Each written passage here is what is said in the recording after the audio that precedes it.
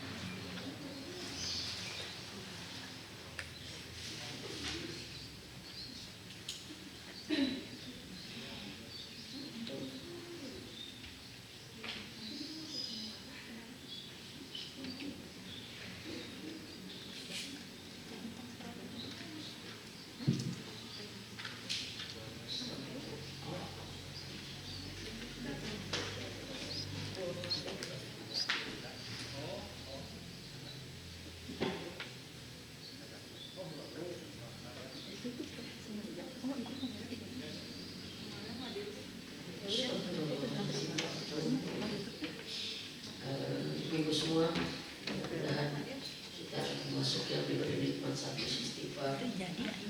Kata saya Ali, banyak orang yang beristighfar justru karena istighfarnya dia butuh istighfar lagi.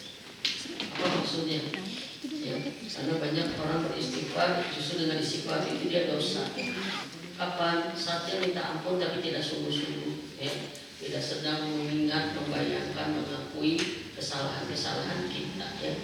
Jangan sampai kita menjadi orang yang lalai dalam istighfar, karena justru itu menjadi kesalahan baru lagi buat kita, ya. Astagfirullah, astagfirullah, ini juga agak jelas gitu. Astagfirullah, astagfirullah, astagfirullah. Jadi astagfirullah, astagfirullah, ini jelas, ya. Yang kedua, kenapa kita harus istighfar begini? Karena istighfar dahsyat, ibu-ibu semua, teman-teman semua, ya. Ini yang menjadi bagian healing saya di terapi saya di konsultasi, ya. Saya selalu memberikan saran dari semua tahu konsultasi itu memperbanyak istighfar. Ya, kenapa? Karena kata Rasulullah Muhammad SAW, ya, barang siapa yang memperbanyak istighfar, ya, barang siapa yang memperbanyak istighfar, Allah akan angkat beban yang ada di dalam dadanya. Jadi beban, tekanan gitu kan. Kita sedih banget, takut banget, sakit, merasa sakit, gimana kan tertekan kita, ya. Maka lepaskan dengan istighfar. Kan seperti itu. Yang kedua, Allah akan mendatangkan kemudahan urusan-urusannya. Jadi istighfar itu solusi, mendatangkan solusi, ya. Ini kata Rasul, kata Nabi. Yang ketiga, istighfar itu akan mendatangkan rizki. Ternyata juga pengundang rizki istighfar itu. Yang keempat, ya, subhanallah, ini sedikit materi, nggak apa-apa, ya. Yang ini belum datang. Yang keempat adalah dengan istighfar kita diampuni semua dosa-dosa kita, dosa yang diakui saat istighfar itu, gitu. Tapi kalau Allah nggak tahu waktu dosa saya teh apa, nggak perlu disebutin. Iya, Allah tahu. Tapi saat kita nyebutinnya betul-betul itu sebenarnya buat kita menghadirkan penyesalan rasa kepada kita, betul tidak? Ya, dan maaf, ya, saat kita berdoa detil atau istighfar detil itu menggambarkan gitu, maaf, kedekatan kita dengan Allah dekat gitu. Maaf teman-teman, kalau dengan orang yang nggak terlalu dekat kita bisa ngomong banyak nggak? Bisa ngobrol asik nggak? Enggak, ya kan? Contoh kita mau kalau naik angkot, ada nggak orang yang ngobrol di angkot? Nggak ada. Ada yang bisa hello nggak? Nggak ada. Misalkan di angkot udah ada 6 orang, kita masuk. Assalamualaikum, ibu. Emang ibu, di mana ibu? Pada kemana? Dusun di mana? Nggak ada. Kata kita nggak tertarik ngomong dengan yang nggak kenal. Jangan sampai kita nggak kenal, disebut nggak kenal sama Allah. istighfar kita, doa kita begitu simple, singkat. Sebenarnya ya, karena apa? Mengampuni semua dosa. Nah artinya apa? Kita bayangkan, astagfirullahaladzim, ampuni kalau saya berlatih ya istighfar itu dari atas ke bawah ke ini. Ya Allah ampuni dosa pikiran saya. Kalau saya pernah berpikir buruk kepada orang, pernah berpikir lintasan pikiran-pikiran yang jelek, terutama kita pernah berburuk sangka kepada Allah, nauzubillah kita. Kan bisa berburuk sangka sama Allah banyak. Betul tidak? Kenapa sih Allah ngejadiin saya gini terus? Kenapa sih musibah ini? Kenapa sih saya nggak kayak orang lain? Orang lain kan hidupnya lancar, saya dikil-kilai. Itu buruk sangka sama Allah. Hati-hati.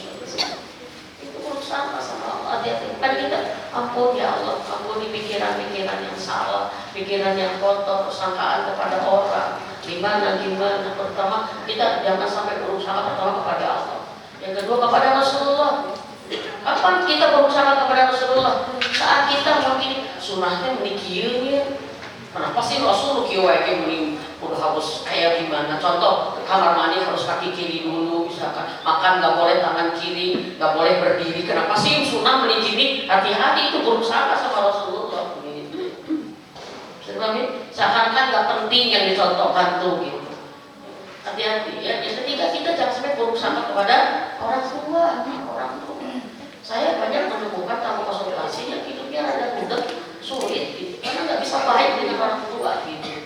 Nggak bisa ngomong baik, bersikap baik, bahkan nyangka juga pikiran pun nggak bisa baik. Dianggapnya orang tua tuh nggak adil, nggak sayang, nggak ngerti, nggak menghargain. Kok tega amat sih? Kita bisa berpikir itu ke orang tua kita.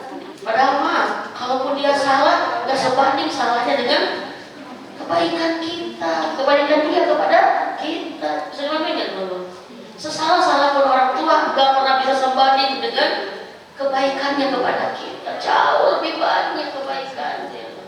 Dan itu akan terasa nanti kalau kita sudah jadi orang tua, terutama nanti orang tua yang sudah mulai gede anaknya, sok rasakin. Iya, serius. Tapi kita nanti ke anak jangan ngomong sok rasakin. Kamu kalau kamu rewel gak begitu. Karena hari ini banyak kita yang punya anak.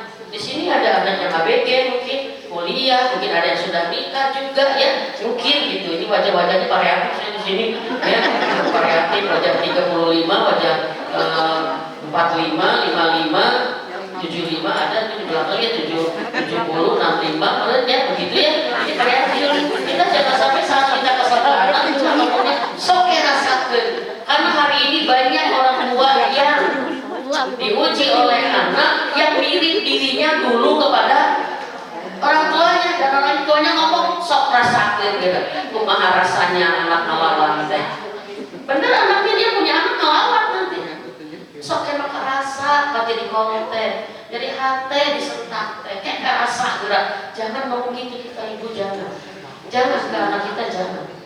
Nanti anak kita mengulang lembaran hitam ya yang dialami oleh orang tua, oleh kita gitu, kita orang tua ya. Jadi jangan berusaha. Astagfirullahaladzim, pikiran jangan mata, astagfirullahaladzim kalau mata ini ya. Yang ketiga astagfirullahaladzim, lisan yang paling banyak nih ya, astagfirullahaladzim terus ke hati, astagfirullahaladzim ya, astagfirullah ke perut. Nauzubillah bidalik, kalau pernah ada makanan yang subhat masuk, kalau kita memang berlebihan dalam makan, ada yang haram apalagi nauzubillah bidalik ya. Allah Akbar ya. Tangan, kaki, lalu kemana setelah itu? Ampuni dosa saya kepadamu dalam ibadah. Istighfar, kalau kita jarang khusyuk, ibadah kita jarang ikhlas. Benar nggak? Kan mungkin saya aja ini ya, teteh-teteh ibu-ibu ya. Kita ibadah jarang ikhlas, diberiannya, pengen dipuji manusia, kurang sungguh-sungguh. Benar nggak? Kita bertobat dan atas ibadah yang tidak maksimal. Ya, sedekah kita punya 100.000, 50.000, 20.000, 10.000, 5.000, 2.000 bagus, 2.000 butuh ya. Yang apalagi 1000 butut, yang dipilih yang mana? 1000 butut kita. Kadang-kadang kita tersentuh. Udah ya, lebih 5 menit ya. Tersentuh dengan satu kalimat. Kenapa hidup kita selalu belum sesuai dengan harapan kita? Kita pengen punya uang 5 juta, adanya 2 juta. Kita pengen ini segini, kenapa? Karena kita sering memberi sisa kepada Allah. Kita selalu ingin istimewa dari Allah, tapi kita selalu memberi sisa kepada Allah. Ya segitu. Tahu sisa? Kita ngaji Quran kalau sempat, kalau mau, kalau bisa, dan dibuat nggak bisa terus, ya kan? Kalau luang waktu, kalau ini, kita jarang di antara kita yang membaca Quran itu dengan waktu yang strict gitu. Saya nggak bisa diganggu jam ini jam Quran saya. Belum kan kita banyak yang belum militansi dalam ibadah. Nanti kita ada materi bagus militansi dalam ibadah. Kalau kita sudah militan dalam ibadah, udahlah. Tahu militan? Maksakan dalam ibadah. Kita mah terbalik Bu. Kalau dalam untuk ibadah ya sesuai dengan kemampuan. Dan ibadah teh harus susu. Tapi kalau untuk dunia maksakan. Benar nggak? Iya. Baik. Sudah peserta memasuki berapa kuota nih? Berapa persen yang sudah diabsen dari kemarin? Masih kosong saja. Kemarin emang serapat ini gitu? Asal terapat ya kemarin itu? Ya. Oh dirapatkan gitu, ada diriungkeun. Oh, merucut ya. Saya absen. Siapa yang kemarin hadir? Oke. Berarti hampir semuanya yang hadir berarti. Oke. Siapa yang baru sekarang dah hadirnya? Nah, pantas wajahnya soalnya dipotret sama saya kemarin. Dicirian sama saya pakai CCTV. Karena saya ingin ikuti seorang ustaz, ya. Seorang ustaz tuh kalau dia mau ceramah, terus ada yang wajahnya kusut gitu ini. Dia ustaz tuh ngomong, orang istiqomah. Dia, misalnya dia nikmat kalau dia lagi terangin Quran atau jamaahnya nangis gitu. Dia bilang, ya Allah istiqomahkan dia dalam nikmat Quran, gitu kan. Dan jadi karena aku jariah, karena aku menyampaikan ilmu ini. Kalau ada yang ada honcanya lamun, gitu. Oh ya Allah, kau maha tahu isi hati dia rubuk turun gitu ya. Makanya sering ngaji ke honcanya. Sedih gitu kan. Oh ya Allah, kau maha tahu. Tolong dia dengan keadaannya. Tolong dia dengan keadaannya. Itu ustaz saya ambil tuh. Makanya saya melihat gitu. Ya, tapi beda kadang-kadang gitu ya. Kalau ada yang wajahnya gimana, kamunya amat, di saya mah gitu katanya. Kamunya amat gitu, padahal apa jangan. Gak jadi doa harusnya, ya. Kenapa semua jadi kebaikan. Baik ya, alhamdulillah Allah memudahkan perjalanan saya lancar. Kosong sih ke jalan tol ya. Ya. Kenapa saya membagikan acara ini? Karena anak saya mendadak mau pulang hari ini ke Jakarta. Travelnya dapatnya ini. Tadinya saya pikir mau buka lagi. Anak saya di Jakarta. Kemarin pulang ke Bandung. Sekarang mau pulang ke Jakarta jam 1. Sementara saya ada acara di semua saya digeser. Makanya terima kasih ibu-ibu ya sudah mau lebih pagi ya. Nggak apa-apa kan? Pak Rido kan? Ya karena kita yang namanya ke anak juga pengen gimana lah ya seperti itu. Baik, kita meluruskan niat kembali, ikhlaskan bahwa semua ini untuk Allah ya. Subhanallah. Saya bertanya sama teman-teman semua, ini melanjutkan yang kemarin ya. Apa yang dirasakan saat kita meminta izin kepada suami, meminta doa dan meminta dimaafkan? Apa yang dirasakan? Bahagia, senang, tenang. Oke. Apakah semua tenang? Belum tentu. Karena kadang-kadang bisa dirubah oleh respon suami. Suami, saat kita minta maaf, minta doa, apalagi kita misalkan izin ya, kita misalkan mau ini responnya bagus, itu kita bahagia banget ya, kita bahagia banget. Tapi saat ini ayah maafin bunda, kenapa yang mau kita salah jadi minta maaf gitu. Ada yang begitu ya, misalnya begitu, ada yang begitu maaf heran gitu, karena memang tidak terbiasa.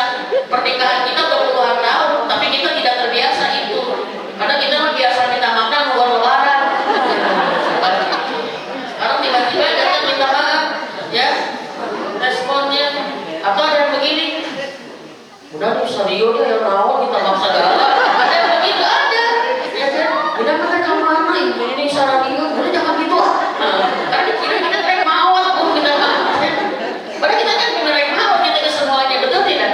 Karena memang yang tidak biasa, kebaikan yang tidak biasa itu paling berat saat dimulai. Dan banyak yang kapok saat baru memulai responnya. Ini banyak yang kapok, ya kan? Ayah maafin bunda. Ya gitu atuh bunda tadi. Kayak gini. Kayak ayeuna minta maaf teh gitu kan? Tidak teh ayeuna gimana ya? Malah terbalik. Ini ujian keikhlasan kita. Kita minta maaf bukan karena dia, tapi karena Allah. Seperti itu, ya. Oh, banyak kisah-kisah. Karena kalau pelatihan saya semalam salah satu simulasinya minta maaf. Kenapa kita harus minta maaf? Karena kita nggak tahu kapan ketemu lagi. Banyak orang yang pamit kantor nggak balik lagi. Dan banyak orang yang tidur tidak bangun lagi. Kita nggak bisa. Ya. Yang kedua, apa rasa saat kita minta doa? Oh, subhanallah. Itu maaf. Mungkin ada gini. Maaf, ini sebuah jawaban gimana penilaian suami ke kita. Ayah doain bunda. Nah, bunda minta doa sama ayah, kan bunda nu soleh mah. Ada yang gitu. Ayah mah siapa atuh?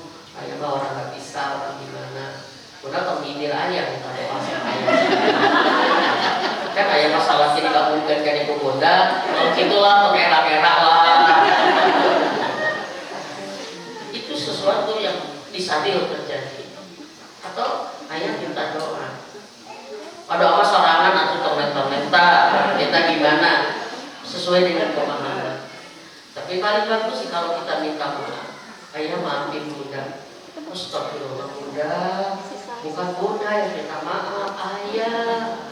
Karena enggak, ayah bunda yang salah. Ayah yang salah. Karena kalau bunda salah ya karena ayah salah dengan didik bunda. Bunda mau minta maaf, bunda kok benar saya lakukan bunda.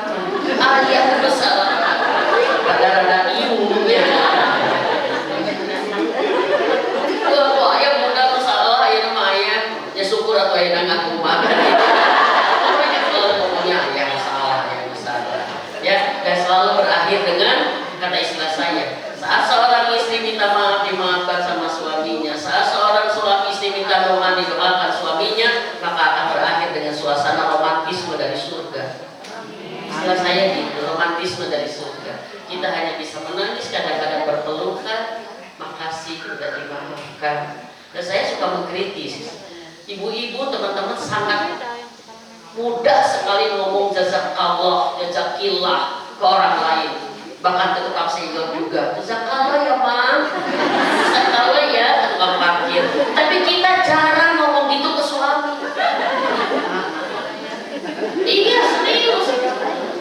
Sekarang saya jangan ngancung si Aib ya. Siapa yang belum pernah jazakallah ke suami? Padahal yang paling berhak di jazakallah itu suami. Iya. Saya sama pertama kali sadar ya dapat keterangan ini, bingung mau malu, itu sama-sama sedih gitu ya, ya kan? Lu bisa kan nuhun gitu ya, nuhun mbak, nuhun mbak, jazakallah khair, amin. Oh senangnya, karena kebaikan kita mengikatkan cinta. Mengikatkan cinta, maka punten teman-teman. Hari ini kalau ada pernikahan yang hambar, yang renggang, ikatan cintanya, apalagi mau putus gitu ya, yang hadir gitu kan, kita kan putus kejeblok, ya, lu itu marikan itu, dia marikan dia, pegat tuh, karena ternyata mohon maaf, terkadang menyepelekan hal yang sederhana, karena tidak apa, maaf, jadi tidak di apa sih, istilah saya, bahasa saya kayak cari bahasa yang ini.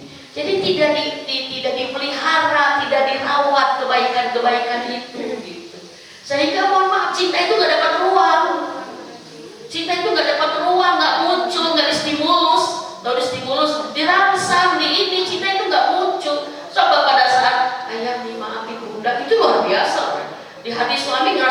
dihargai. Oh dia butuh saya, dia minta maaf. Oh dia takut sama saya terhadap dosanya. Kan gitu berarti. Ayah doain saya. Saat minta didoakan, oh dia percaya. Kalau saya orang soleh. Kan kebanyakan orang yang minta didoakan orang soleh. Yang banyak. Oh berarti saya soleh, istri saya. Itu penghargaan. Merasa diakui eksistensi sebagai suami, akhirnya dia percaya diri menjadi imam. Maka maaf, teman-teman yang tidak melakukan itu tidak akan punya momentum itu. Saya katakan itu pilihan. Silakan mau dilaksanakan mau tidak, itu pilihan, gitu kan? Tapi ini adalah pilihan baik untuk kita menjadi lebih baik. Maaf, memperbaiki hubungan itu tidak selalu dengan cara yang sulit. Dari hal yang sederhana, meminta maaf, sudah. Hilang kesalnya, hilang marahnya, tumbuh cintanya, kan baik lagi. Kita sudah ya, coba rasakan. Dan satu lagi, seandainya perbuatan baik kita, minta maaf, mendoakan, minta izin, melayani, semuanya tidak direspon dengan baik. Wajar kalau kita kecewa karena kita manusia. Tapi jangan pernah berpikir untuk menghentikan kebaikan itu. Sebenarnya, ya, di surat Al-Qasas ayat 77, ya, berbuat baiklah kalian, ya, fa'ahsin kama ahsanallahu ilaik. Berbuat baiklah kalian karena Allah sudah berbuat baik kepada kalian. Ini Allah yang ngomong. Berbuat baiklah kalian bukan karena kalian ingin disebut baik, bukan karena dia baik kepada kita, bukan karena kita ingin balasan kebaikan dari dia, bukan karena kita siapa, bukan, kata Allah. Berbuat baiklah kalian karena aku sudah berbuat baik kepada kalian. Maka apa? Lakukan karena Allah. Bisa dipahami ya teman-teman? Ini udah keluar ayat nih. Saya senang kalau udah ngaji, udah kalimat-kalimat Allah seperti itu. Fasin, kata Allah. Berbuat baiklah. Jangan dihitung, jangan gimana gitu. Dan ternyata ini yang menjadi sebuah alasan besar. Kita tidak boleh membeda-bedakan kebaikan kepada orang. Karena kita tuh sangat mudah berbuat baik kalau kepada orang yang baik. Benar nggak? Susah berbuat baik kepada orang yang kurang baik. Tapi tidak mau berbuat baik kepada orang yang tidak baik kepada kita. Kata Allah, kalau kamu begitu, kamu berbuat baik karena mereka, karena orang-orangnya, bukan karena aku. Padahal aku sudah bicara di Qasas Al-Qasas ayat 77. Berbuat baiklah kalian karena Allah sudah berbuat baik kepada kalian. Allah, ibu-ibu, berbuat baik kepada anak itu indah. Tapi saat anak kita tidak sesuai dengan harapan kita, yang ada kita merasa sia-sia jadi ibu berkorban apapun.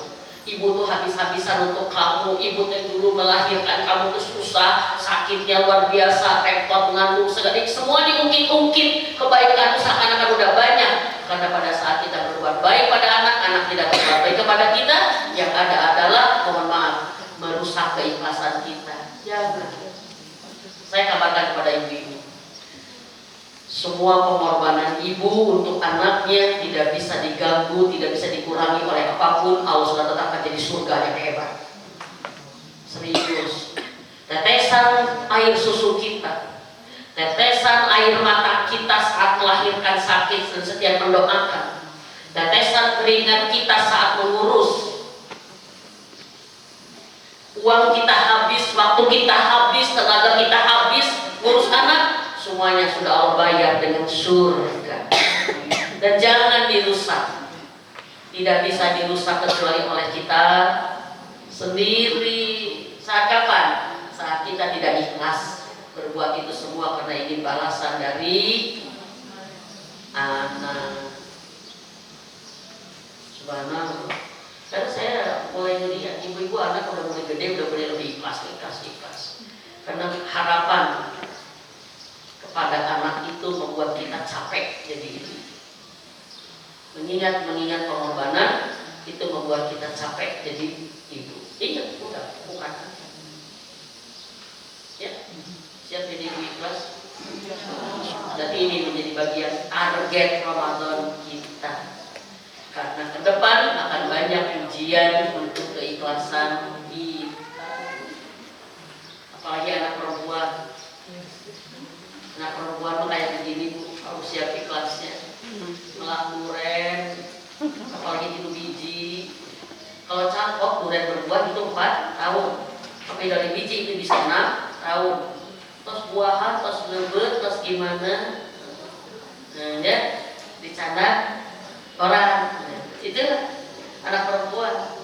Ya kan, terus lucu, terus gimana, terus ya jadi sarjana sekolah untuk kita, ya kan, jadi cantik diurus sama kita, semua gimana gitu disungker, ya kan, dicada kalau suaminya sudah kita nggak punya anak, saat kita mengizinkan suami kita membalikan dia dengan calon dengan suaminya, sudah selesai kita memilikinya, karena dia jadi milik suaminya. Tapi apa? Allah mencatat surga kita sempurna. Karena apa? Karena kita nggak mendapat balasan. Sebenarnya nggak ibu-ibu. Dan kata para ulama, kalau tahu pahala kita di surga luar biasa, kita nggak mau mendapat balasan di dunia. Itu gitu. Karena apa? Dahsyat di sana. Cuman kebanyakan kita dipuji setan, hawa nafsu kita agar tidak ikhlas, agar semuanya dibalas di dunia. Padahal kalau dapat di dunia saja yang dapat. Surat Hud ayat 15. Barang siapa ini, makanya saya membacakan ikhlaskan, karena ini kuncinya. Barang siapa yang beramal untuk dunia, maka Allah akan membayarnya dengan sempurna, dibalas sama Allah dengan sempurna, tidak dikurangi sedikit pun, tidak dikurangi sedikit pun. Tapi di akhirat dia tidak mendapatkan apa-apa kecuali neraka. Ini yang membuat Rasulullah menangis, sahabat pingsan mendengar ayat ini untuk bisa menjaga ikhlas itu luar biasa. Barang siapa yang tujuannya dunia, dikasih sama Allah, dikasih. Maka saya kurang setuju punten kalau berbeda pendapat, punten ya. Kalau ada orang yang pengen mobil mewah salawatin diri saya kurang setuju. Karena salawat begitu agung. Serius. Kenapa sholat duha supaya anak terima CPNS? Kenapa sholat duha supaya lunas hutang? Kenapa sholat tahajud supaya anak cepat-cepat jodoh? Sayang, tempatnya sholat mah niat mah Allah. Di dalam sholat doa itu tempatnya hajat. Bisa dibanding nggak? Karena anak dapat jodoh itu hajat kita, kebutuhan kita. Pengen punya rumah, hajat kita. Hajat jangan merusak niat. Sholat doa karena Allah aja. Di dalam sholat doa doa lunas hutang kan beres. Di dalam sholat tahajud nggak doa, pengen rumah, pengen dapat anak, lulus ujian, pengen apa. Maaf ibu-ibu, ini sedikit saya akidah nih. Karena ini yang kita roba pun ini target Ramadan kita berubah framing kita. Ini kita, ya. Kalau Allah dengan sholat tahajud kita, contoh maaf ini, akan memberi gitu kan 1000 anugerah karena keridoannya, karena keikhlasan kita. Lalu kemudian kita menjadikan tahajud itu sebagai cara kita ingin hajat kita, kebutuhan kita satu, misalkan supaya anak kita diterima saja di ITB misalkan gitu. Itu kan sesuai dengan niat kita. Kata Allah, kalau kamu niatnya karena aku kasih 1000. Tapi karena kamu niatnya ingin ITB, ya aku kasih ITB aja. Senangnya nggak usah nyanyi. Padahal aku akan ngasih anak ini sampai kuliah selesai, sampai IPK gede, sampai dia kerja muda, sampai dapat jodoh, sampai semuanya Allah ridho kasih semuanya. Tapi kita kadang-kadang dengan nafsu kita menjadikan niat ini hilang karena Allahnya hanya sebatas hajat yang dibutuhkan. Padahal Allah tahu. Makanya sering kecewa orang saat tahajud untuk lunas hutang, tapi hutangnya tuh lunas. Cenah ongkong. Udah berhenti, ditinggalkan tuh tahajudnya karena dia kecewa tidak dikasih, atau udah dikasih atas lunas itu tahajud naoge. Itulah suatu bagian ini. Kenapa saya ngomong begini? Allah bisawab. Karena saya rencana tidak ngomong itu. Tapi biasanya kalau orang dakwah itu, maaf, Allah sudah maaf. Semua yang disampaikan dan ceramah itu dakwah, itu tidak akan sia-sia. Pasti ada yang sedang membutuhkan. Pasti ada yang sedang membutuhkan. Saya pernah cerita tuh, mau ceramah judulnya A. udah disiapin materinya. Tapi pas masuk kita lihat wajah semua. Itu Allah berubah. Semua.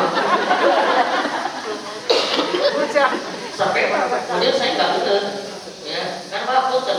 Ciri jamaah ngerti, ciri jamaah butuh, ciri jamaah pas itu wajah.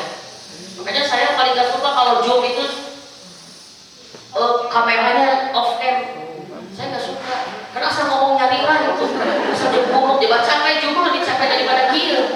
Ya serius, karena bagi saya berkepentingan lihat wajah itu, lihat mata itu berkepentingan, karena Allah yang menghubungkan kita. Sering mati kan? Iya. Saya ngomong aja belum baca ini kita. Pas sudah selesai, dan Bibi punten ayah kata Bibi itu mau hubungi. Ada apa? Saya bilang. Ini kok seperti pasang sponsor? Nggak ada pesan sponsor, kita tidak pernah ada sponsor. Pas banget, kita lagi gini-gini. Kenapa saya ada respon? Makanya alhamdulillah, ya doakan punya ikhlas. Ya. Yang penting membuat Allah dalam pembicara mah. Karena kalau buat mudah-mudahan kalau buat Allah ya Allah yang dipromokan, Allah yang dikenalkan. Jangan sampai pembicara lebih banyak memperkenalkan dirinya daripada Allah dan Rasulnya. Nantinya yang naik siapa? Ya pembicaranya, bukan Allah dan Rasulnya yang naik gitu. Jangan sampai nauzubillah. Baik teman-teman semua, kita tadi sudah kebuka ya. Siapa yang meminta maaf sama suami, sama minta doa dan itu barakallahu fik, itu adalah sebuah amal soleh. Maka niatkanlah karena Allah. Kalaupun responnya berbeda, teruskan. Karena itu perjuangan kita. Nah iya, awal pasti begitu. Nanti suami akan nanya gitu.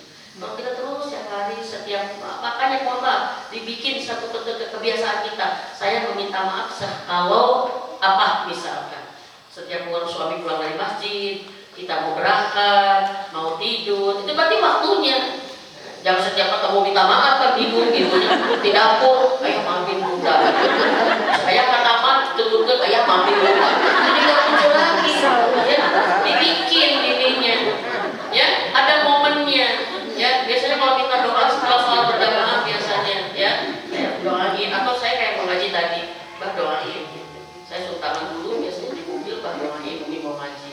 Itu momen-momen yang dibikin dan itu menjadi bagian satu aja. Teruskan. Kalau ada teman yang hari ini tidak pernah melakukan itu, berarti sekarang dimulai. Kalau yang kemarin ya tapi kadang-kadang saya mah berarti mulai hari ini akan jadi sering banget teman-teman. Oke? Nah makanya yang kedua tugas kemarin ya ada teman-teman yang mengisi tugas. Kadang-kadang selalu sering kadang-kadang ini kalau diisi mah saya tanya apa yang Allah munculkan dari perasaan kita saat kita menulis itu? Penyesalan, terutama di larangan. Kita kesel. Kenapa saya bilang mau dikerjakan tidak silahkan gitu. Tapi saya mengatakan kemarin bahwa ini sanlat. Sanlat itu bukan materi lepas, tapi ada penekanan. Kita coaching, saya kontrol, coach tuh, mentor, coach tuh, ya, coach, ya, mentor itu yang memantau, ngontrol, mendampingi, gitu seperti itu sampai berhasil, gitu teman-teman. Maka rasakan saat kita menulis itu, karena saya juga pernah seperti itu. Ya, ini kenapa saya umur segini masih kayak gini, gitu. Ya Allah, jadi ini sendiri, gitu kan? Dan itu ada kenikmatan, berarti Allah melimpahi dengan hidayah. Dan kita harus melakukan banyak cara yang bisa mengundang hidayah. Apa yang kita rasakan itulah anugerah dari Allah. Ya, jangan sampai hidup kita lama tapi banyak tanpa rasa. Gitu. Kalau tanpa rasa kumaha? Hambar, keuyahan, kan gitu ya. Kan orang mencoba keuyahan kan harus coba. Orangnya keuyahan, nggak ada artinya gitu, nggak ada ininya. Karena uyah kadang-kadang yang buat rasa ini muncul dan ini kita harus punya rasa sedih, sadar, malu, takut, khawatir, ya kan, nalaksa, betul tidak, harapan, seneng, kangen, segala macam, itu ada satu rasa-rasa. Nah, dan saya ingin sama ibu-ibu semua, ya, rata-rata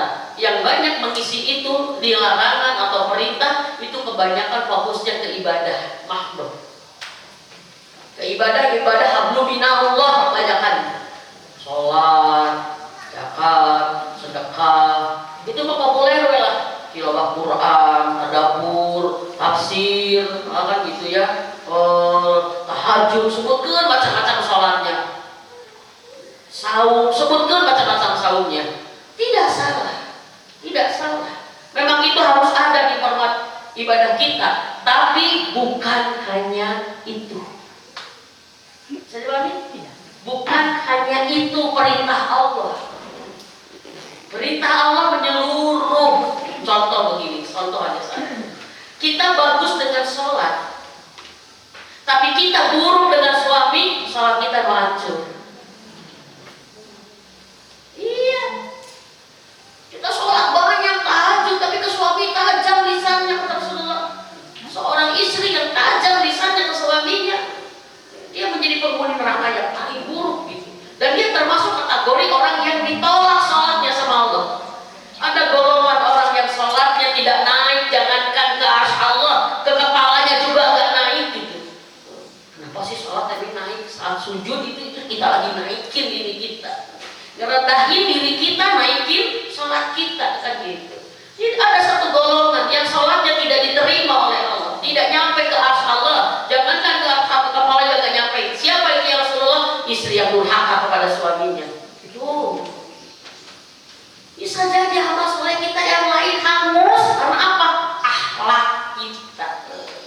Maka saya katakan di sini, saat kita mengisi amal soleh, larangan, perintah, jangan fokus hanya ke hablu minallah, tapi kita harus mikirkan juga hablu minallah itu bagaimana hasilnya ke hablu minannas. Saya pahami dulu. Ada satu hal yang ini kita, misalkan perintah berkata baik, kadang-kadang ada yang nggak ngisi. Berkata baik, berkata jujur, ya kan, amanah, banyak zikir, itu berkata baik, banyak mendoakan, perbuatan baik, perintah memaafkan, banyak jaga ke ini. Jadi kebanyakan masalah ibadah ini aja. Yang paling utama justru apa? Dari hasil ibadah itu aplikasinya. Iya, aplikasinya gitu. Tahajud, larangan misalkan. Larangan kita kebanyakan dosanya apa yang di ini gitu kan. Kalau chattingan dengan ikhwan dosa apa enggak? Tergantung ikhwannya sah. Kalau ikhwannya tukang gas enggak masalah. Ya. Bang, bukan ikhwan gak dikitut gas. Iya. Ini bagian dari mana? Ini bagian dari rangkaian menjaga kehormatan.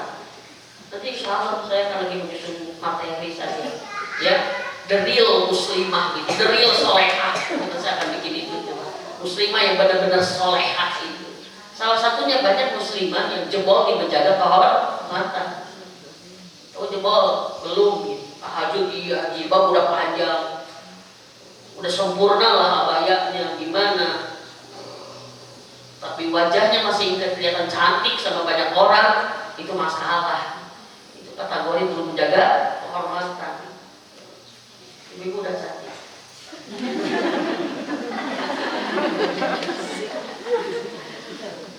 Apa tujuannya apa? Kita kan udah tahu wajah kita paling cantik tuh pasti foto tuh kan. Apa ini terbaik. Kemudian di share. Tapi kalau sampai udah bilang, Bun, ayo gitu mah jangan pakai status satu Bun. Ayah cemburu. Soalnya teman ayah tuh langsung komentar, majikan mana yang ini gelis kan masalah. Itu kan Pak, itu istrinya fotonya karena dia terpikir menggabungkan timnas. Itu menjaga kehormatan. Padahal itu menjadi bagian dari larangan dan perintah. Saya mau nanya gitu, kalau menyebarkan kecantikan ini itu larangan atau bukan? Larangan gitu. Tapi kan tidak kesana hormatnya. Ya, ya kan? Ibu-ibu nggak ada yang nulis selfie di larangan itu ya, masih kadang-kadang. Kan nggak ada. Udah kayak mutan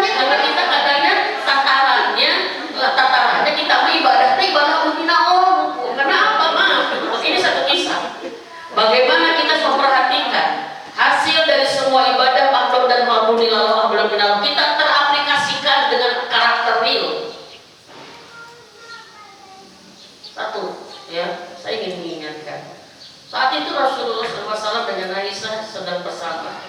Kemudian lewat jenazah. Ya, Rasul kemudian mendoakan jenazah itu. Kalau perempuan, Allahumma ighfir laha, inna lillahi wa inna ilaihi raji'un. Kalau laki-laki, Allahumma ighfir lahu. Kalau nggak tahu jangan nanya, ada isi Bang Agar, nggak usah, ya. Allahumma ighfir lahu langsung, ya. Dan di riwayat lain Rasul sampai berdiri, karena bukan menghormati jenazahnya, tapi menghormati yang punya, ya, nyawa punya. Setelah lewat, Aisyah bilang, ya Rasulullah, yang meninggal ini perempuan ahli ibadah. Ibadahnya banyak ya Rasul. Mungkin kalau sekarang wah ahli tahajud, ahli sholat, ahli Quran, ahli pengajian. Kalau sudah ahli itu beda. Nanti saya bahas. Belum disebut ahli kalau belum konsisten. Kalau ahli itu sudah selalu itu ahli. Ibu isi tahajud selalu itu ahli, ibu ahli tahajud. Karena sudah selalu. Dan untungnya ahli kalau tidak mengerjakan itu dicatat mengerjakan, itu ahli. Allahu Akbar. Ibu ahli tahajud, terus ibu head. Ibu dicatat sebagai tahajud karena ibu sudah tercatat ahli. Atau ibu ahli pengajian, ahli ini Quran. Ibu sakit gak bisa ngaji ke pengajian, ibu dicatat. Makanya di sini perlu punya amalan rutin itu. Ibu ahli duha, tiap hari jam 8 ibu duha. Satu ibu sakit terhambat, nggak bisa bangun, nggak bisa apa, jalan ke mesinnya tuh, tetap aja ibu nulis karena sudah kategori ahli. Makanya kenapa amal ini jangan ada di kadang-kadang. Kalau kadang-kadang mah nggak tercatat, nggak ada kadang, kenapa? Gitu. Iya, ahli kita mah, dan dengan ahli itu kita jadikan pulang kita punya amal unggulan. Kira-kira kalau kita meninggal besok, amal andalan kita apa? Hari tahajud, hari sahur, wah, hari sedekah lebar, terus nanti tahayat, hari pengawasan jarang sampai itu nanti. Ahli naon tuh nggak ada ahli. Kita pulang bawa apa? Karena setiap orang punya kesempatan pulang bawa amal unggulan. Subhanallah. Ahli harus sampai. Makanya apa? Tugas kita sekarang menggeser. Perintah sekuat tenaga. Bismillah. Dimulai dengan Ramadan. Kita bukan kadang-kadang tapi selalu. Nanti di seluruh Ramadan mudah-mudahan itu menjadi ini. Allah, amin. Amin. Larangan bismillah, komitmen kita geser yang kadang-kadang menjadi tidak pernah taubatan nasuha. Kenapa? Karena kita mau pulang. Celaka kalau pulang kita belum berubah. Padahal Allah begitu banyak, begitu lama memberi kesempatan kita baru berubah. Betul nggak? Allah udah sering gak memberi kesempatan kita berubah? Udah sering banget, tapi kitanya bandel. Makanya Ramadan adalah momen kita berhijrah, berubah, geser itu yang kadang-kadang. Sekarang gimana caranya Umi? Ini sering belum cerita yang ahli itu. Ya Rasulullah, dia ahli ibadah ya Rasul. Dia pasti ke surga ya Rasul. Wah Allah Akbar. Rasul mengatakan dengan diam dulu bentar karena malaikat Jibril langsung ngabarin. Kata Rasul, tidak. Dia tidak ke surga. Dia finnar, dia ke neraka. Kaget Aisyah. Aisyah kaget kenapa? Beda penglihatannya dengan pendapat Rasul. Ya Rasulullah, dia ahli ibadah. Aku tahu. Kenapa dia ke neraka? Ini jawaban yang membuat kita harus hati-hati. Apa kata Rasulullah? Memang dia ahli ibadah, tapi lisannya tidak pernah berhenti, tidak pernah membuat orang lain aman dari kejahatan lisannya. Ini berarti apa Ibu? Sekedar mengerjakan hablum minallah, tapi tidak terkoneksi sama Allah, dekat sama Allah, tidak terkoneksi nikmat, mencintai Allah, kemudian tidak menghasilkan, teraplikasikan dalam akhlak yang mulia, bisa jadi itu menjadi sia-sia. Bisa dipahami? Dan kita harus minta sama Allah, ya Allah,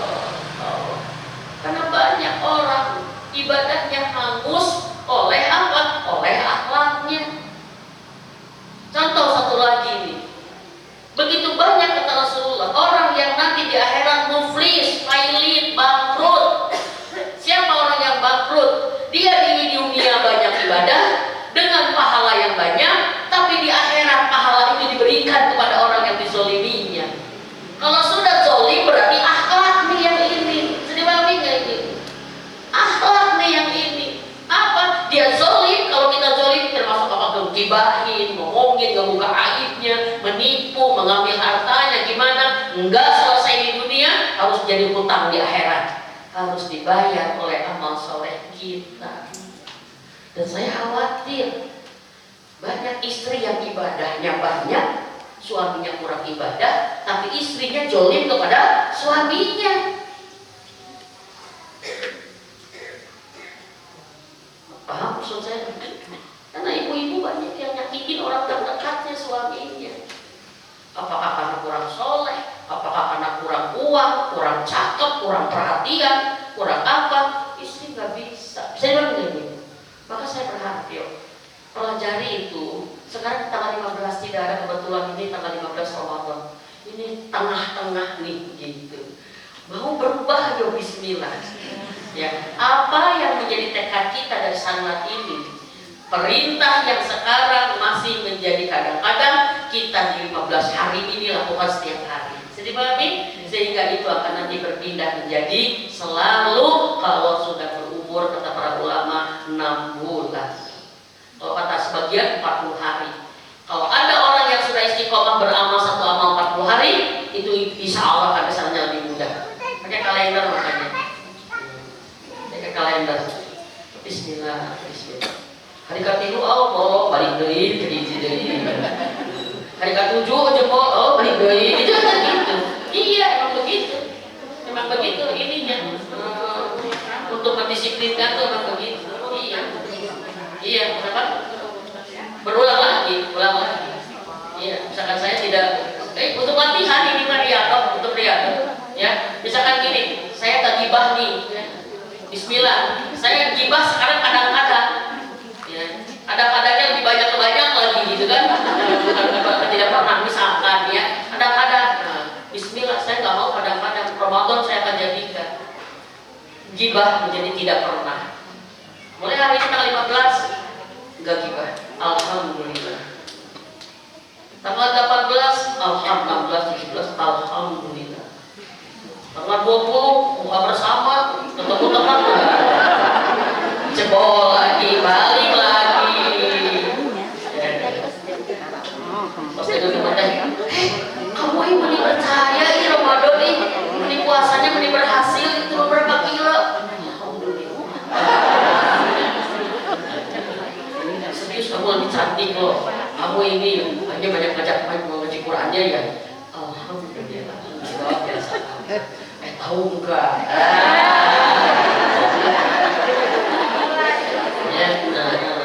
Tahu enggak? Kita kan masih kuat iman. Enggak. Mau tahu enggak? Enggak. Ih, kamu mending gitu nih, biasanya kamu pada heboh kan? Nanya si itu gimana, si itu gimana? Enggak, serius. Kini aja bukan ngomongin, bukan. Aku tahu kamu udah hijrah karena salah lah kemarin. Gini nih informasi buat kita aja pelajaran. Gini. Bener kan sih kamu juga?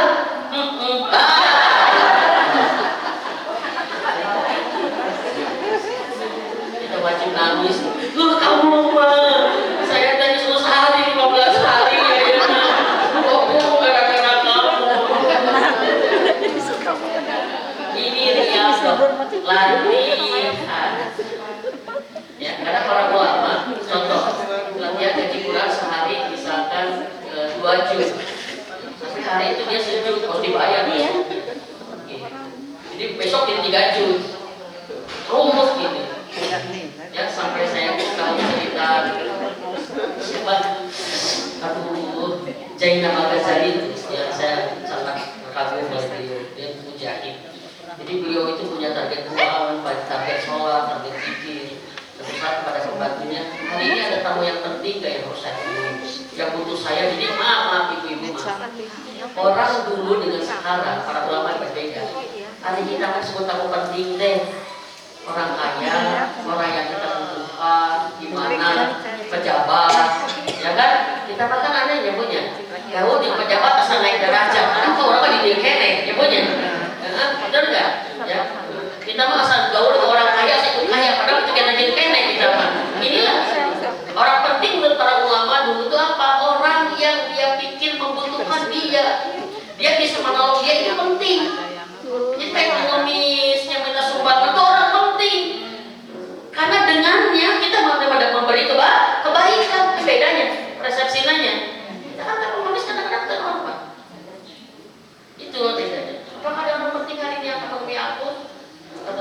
Enggak ada, tapi kalau ada nanti ini aja. Saya jangan diganggu. Saya sedang di kamar saya.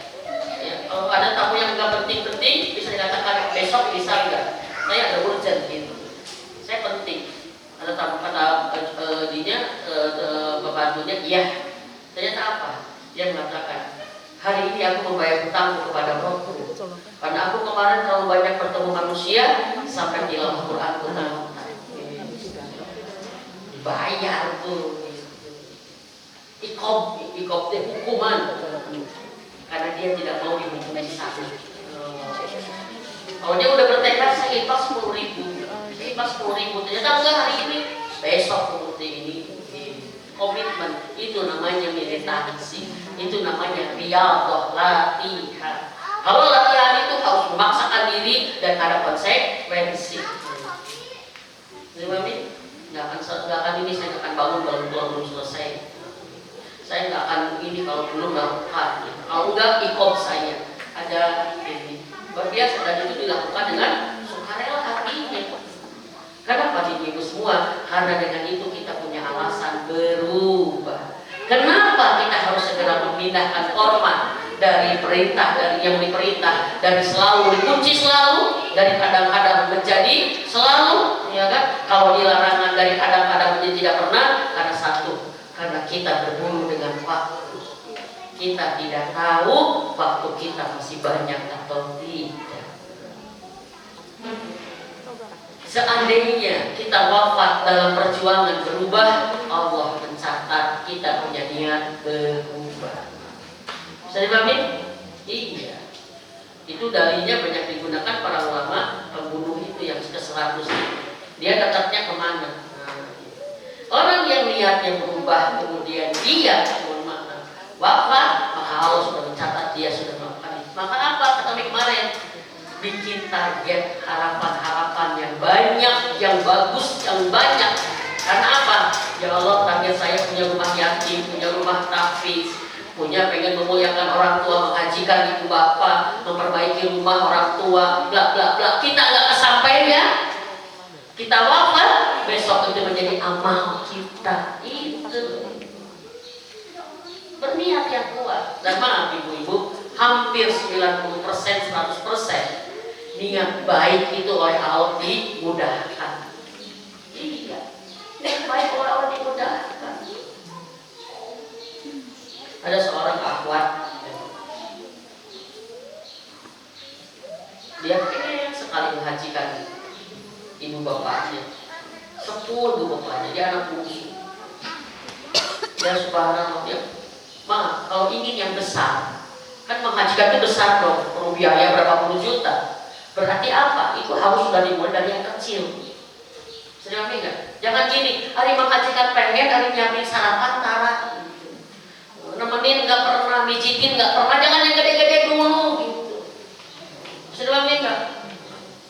Wah doakan ya, tapi yang haji kenapa?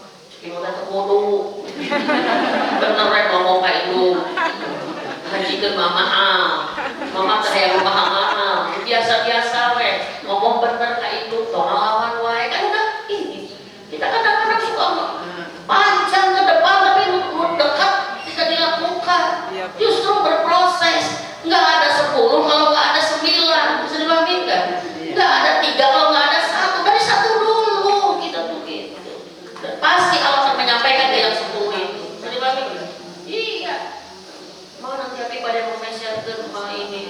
Meser ke rumah 10 gram di mana koreng? Jadi udah di 5.000 jadi nggak bisa. Ngasih yang kecil dulu. Maaf ibu-ibu, saya dikatakan sama teman-teman semua, yang punya ibu punya harapan besar untuk kita cepat sukses tercapai. Jaga aja ibu, serius. Jaga ibu. Mudah-mudahan kita punya suami yang soleh, yang ngerti dengan kita. Jaga ibu, jaga mertua, mudah semuanya. Karena terkadang hari ini yang membuat hidup kita mudah, banyak masalah, banyak ini. Kenapa? Kita ada hambatan gak baik sama orang tua.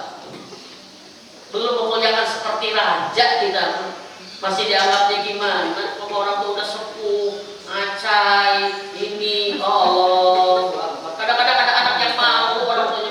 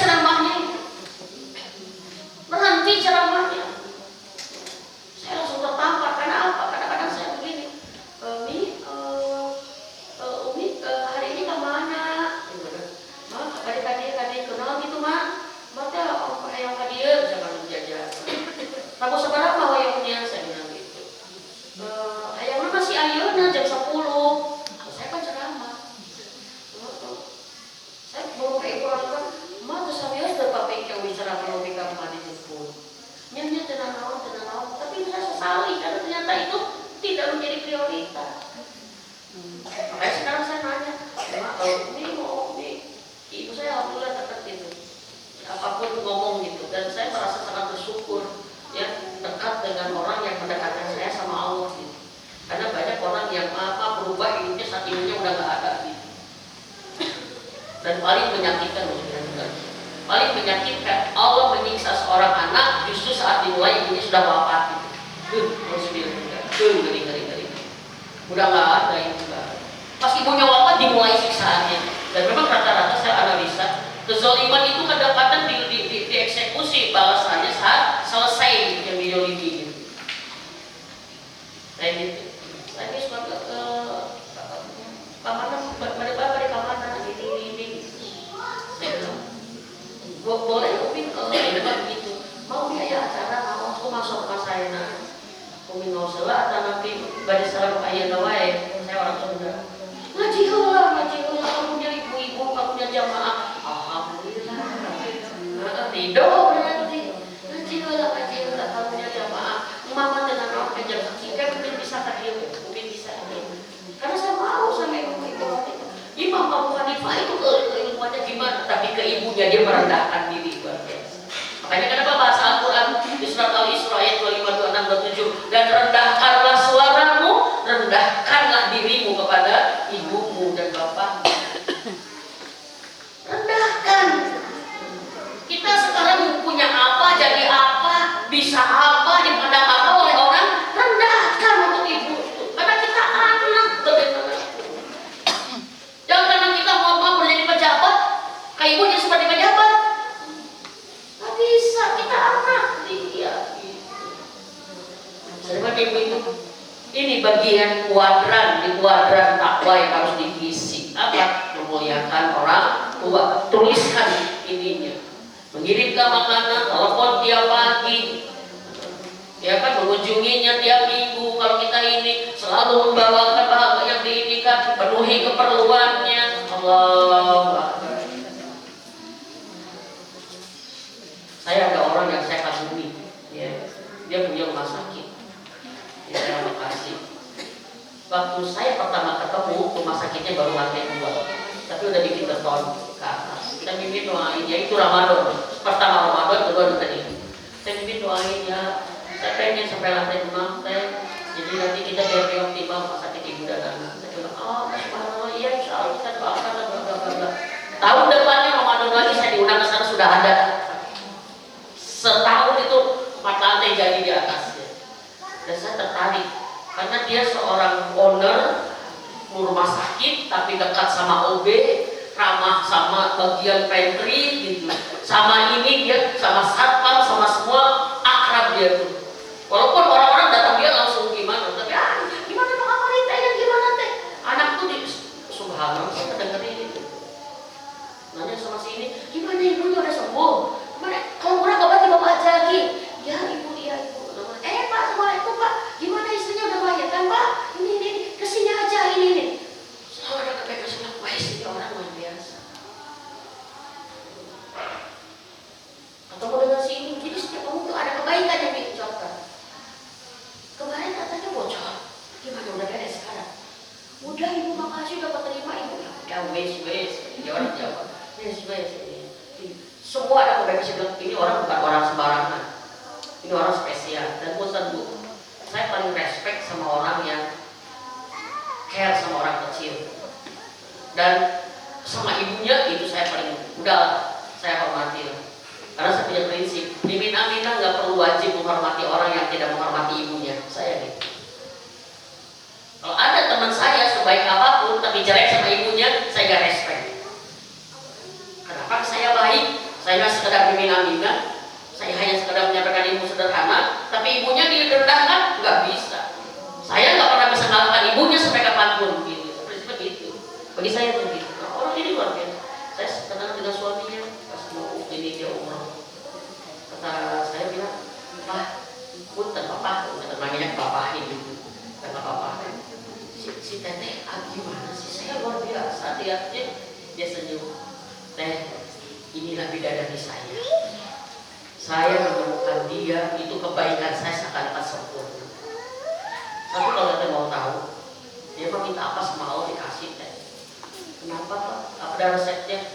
Dia adalah yang nomor satukan ibunya dengan izin saya. Dia kepada saya dan kepada ibunya merendahkan diri luar biasa. Dia memang owner, kata orang dia direktur utama. dia adalah orang yang merendah. Sebab saya bilang, oh iya, mas, dia tinggi, itu ke suami, suaranya beda merendah. Oh iya, dia bilang, Pak, dia kan pergi lagi. Saya dengan abang dengan beberapa ini, apalagi Pak, ke ibunya nomor 1. Teteh yang namanya kebutuhan ibunya dari mulai sikat gigi, pasta gigi, sabun, pakaian dalam, bajunya, makanannya, isi kulkasnya, dia yang ngurus. Jadi dia kalau ke rumah ibunya bawa baju baru, keluarin yang lama-lama diganti. Bu, tak udah ganti ya Bu ya ini. Jadi dia tuh 3 bulan sekali ganti baju ibunya. Termasuk pakaian dalamnya. Ibunya kayak bidadari ini. Saya bilang, Pak, tinggi dan saya ya. Waktu kali dia nggak pernah duduk lebih tinggi daripada ibunya. Kalau ibunya duduk di kursi, pasti dia di bawah. Besok sambil di kakinya. Padahal semua orang hormat kepada dia. Dia pengusaha ratusan miliar lah. Tapi kepada ibunya dia tetap rendah karena memang anak adalah rendah di hadapan ibunya. Justru masalah kalau anak sudah meninggi depan ibunya, neraka dekat baginya. Siapapun itu. Tapi bikin ibu saya nggak soleh. Ibu saya menguji saya. Ibu saya apa? Berbuat baik bukan karena ibu kita baik atau tidak. Berbuat baik karena kewajiban kita dari Allah kepada ibu kita. Memuliakan orang tua, memuliakan orang tua, berbakti kepada orang tua itu sejajar dengan larangan la tusyrik billah. Sebab itu, larangan paling tinggi itu adalah jangan menyekutukan Allah, dan perintah paling tinggi adalah biru walidain, memuliakan orang tua. Ini kata para ulama ini luar biasa ini. Berarti satu target kita di Ramadan ini adalah apa? Kita berbuat terbaik untuk ibu bapak kita. Sebab itu, saya khawatir banyak para teman-teman yang tidak terlalu tertarik beramal kepada ibu, tidak terlalu tertarik kepada beramal kepada ayah. Karena itu adalah ikatan kita. Itu adalah kesadaran. Kenapa kita harus berubah? Karena kita harus segera bersiap husnul khotimah. Takwa adalah sebaik-baik bekal kita menuju husnul khotimah. Dan kita kemarin apa? Kita baru bisa takwa menunduk bila kita menundukkan hawa nafsu. Maka hari ini kenapa Allah menyuruh kita saum agar kita bertakwa? Karena hanya orang-orang yang bisa menahan hawa nafsunya yang namanya yang bisa naik derajatnya ketika takwa. Maka PR kita hari ini adalah bagaimana hidup kita di dunia ini tidak mengikuti hawa nafsu, tapi mengikuti syariat dan ketentuan yang Allah berikan kepada kita. Kemarin saya ngomong ke dokter tapi saya ingat sekarang. Kata Rasulullah Muhammad SAW ini, kenapa kita harus menundukkan hawa nafsu? Karena hawa nafsu adalah yang menjadi ancaman kita binasa. Kata Rasulullah dalam surat At-Tabrani disebutkan 3 hal yang membuat kalian akan binasa. 3 hal yang akan membuat kalian akan binasa. 1, kikir yang ditaati. Kikir yang ditaati. Kita ngikutin aja kikir tuh gitu. Kenapa sih orang kikir? Kenapa orang jadi kikir? Kenapa? Ada 2 alasan. Kenapa orang jadi kikir? Karena takut berkurang dan ingin cepat bertambah. Makanya menahan kikir. Benar nggak? So kita kalau kita ini ada 1, kita ingin bertambah dan takut berkurang. Oh ada uang 2 juta, oh yang berkurang, coba kalau 4 juta ya. Akhirnya apa? Dia nahan. Maaf ibu-ibu, orang yang hari ini kikir belum tentu tidak ada lagi uangnya. Justru orang yang hari ini kikir karena apa? Dia merasa kurang padahal sudah banyak. Maka kata Allah di surat Al-Imran ayat 180, dan jangan katakan kepada mereka, jangan sekali-kali mereka menganggap baik kikir mereka itu, karena kikir itu sangat buruk untuk mereka. Maukah kalian melihat dikalungkan harta-harta yang ditahan seperti emas dan ini kepada lehernya kelak di yaumil akhir? Itu kata Allah surat Al-Imran. Berarti maka kata Allah maaf, kikir salah. Kalau orang yang kikir salah, kenapa buruk kata Allah? Kenapa? Karena dengan kikir kita tidak akan banyak berbuat kebaikan dan rakus kepada dunia. Semakin takut berkurang itu menjadi yang paling bahaya. Dia apa? Ingin cepat bertambah, maka banyak menghalalkan segala cara.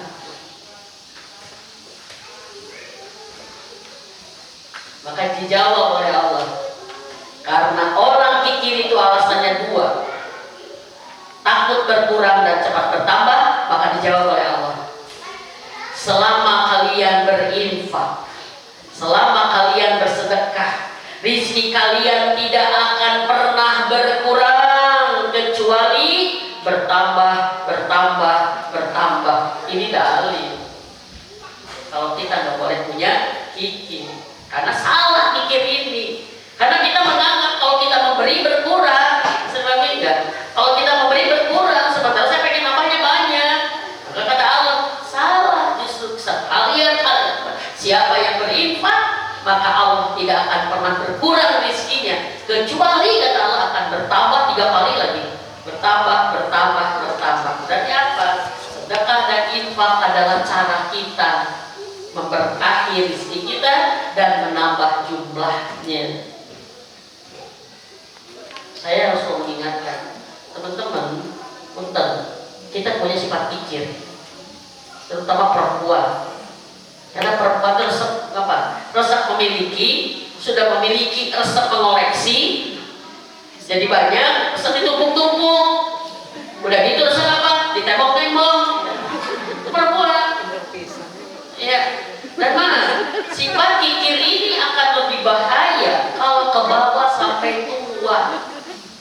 Karena hari ini saya banyak menemukan fitnah tua perempuan itu banyaknya rata-rata sifat kikir.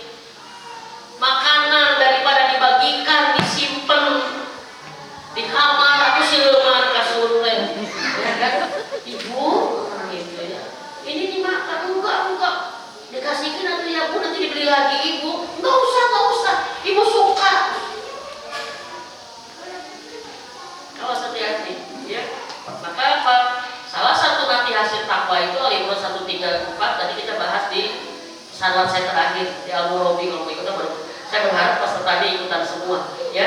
Kita sanad lanjutan itikaf 24 April minggu depan, ya. Minggu depan pagi-pagi di Al-Murabi, ya. Di Al-Murabi itu jalan Sutami. Kita lanjutan itikaf, ya. Malam kedua ini, ya.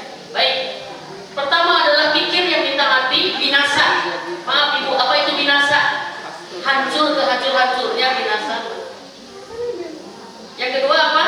Hawa nafsu yang diikuti. Hawa nafsu yang diikuti itu binasa.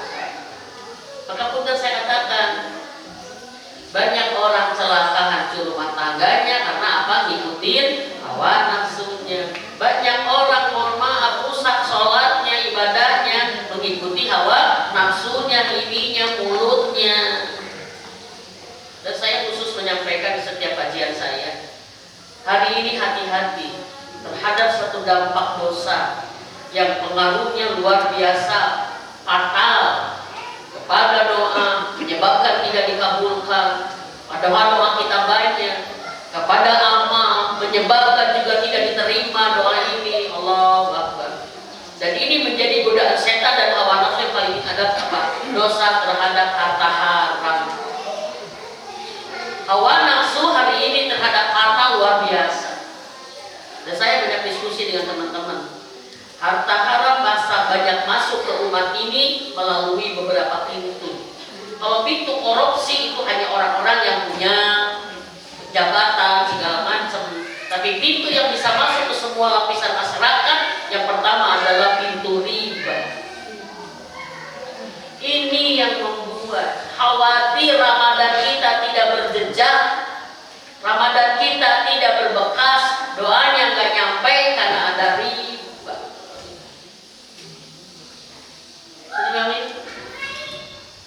Saya yakin lah, kita udah nggak ada di kita harta haram masuk lewat nipu, lewat subhan, ya, lewat bohong.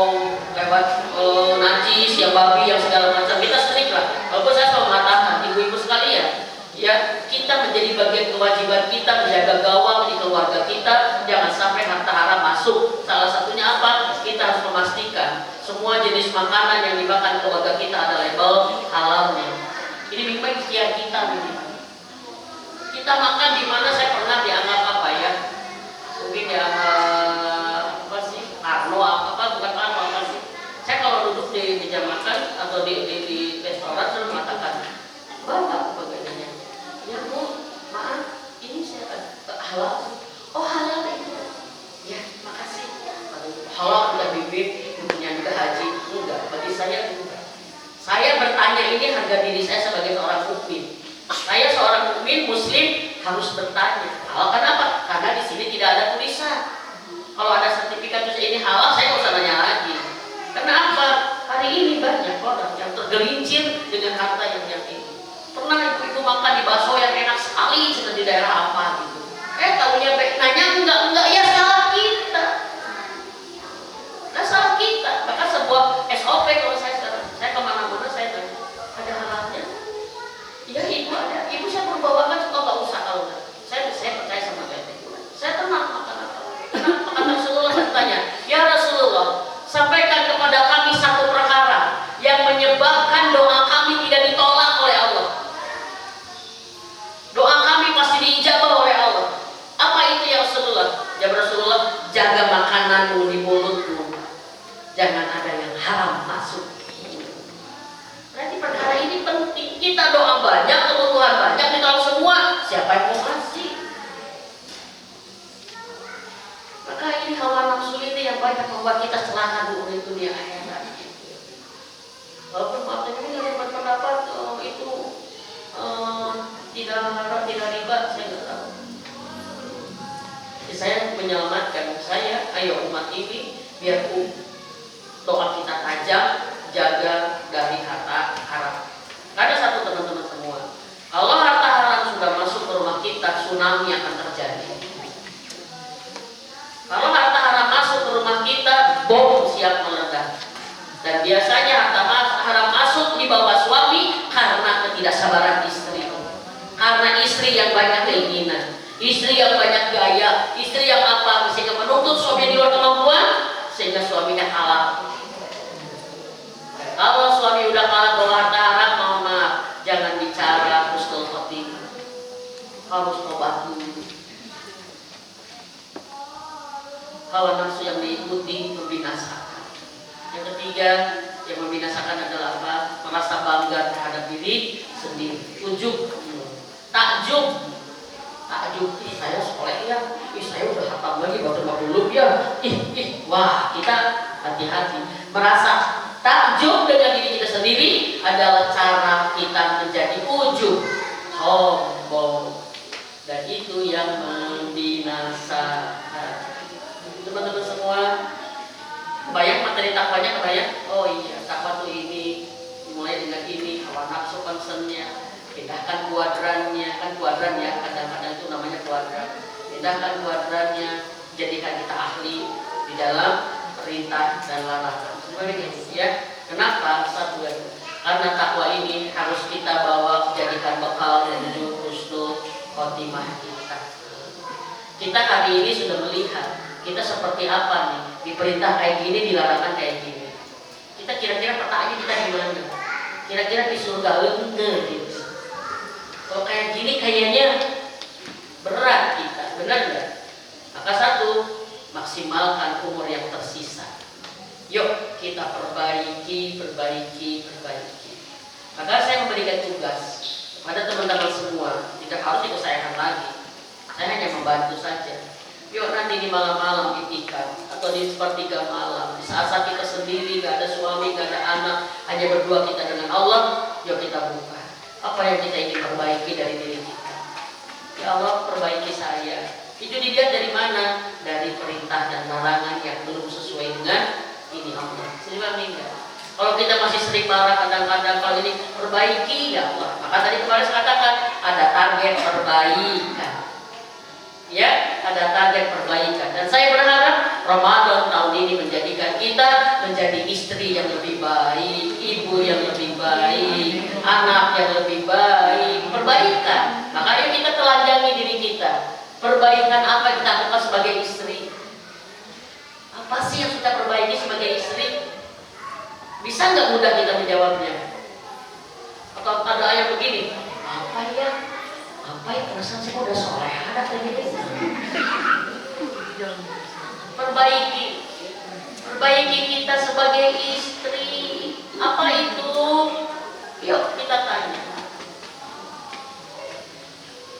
siapa?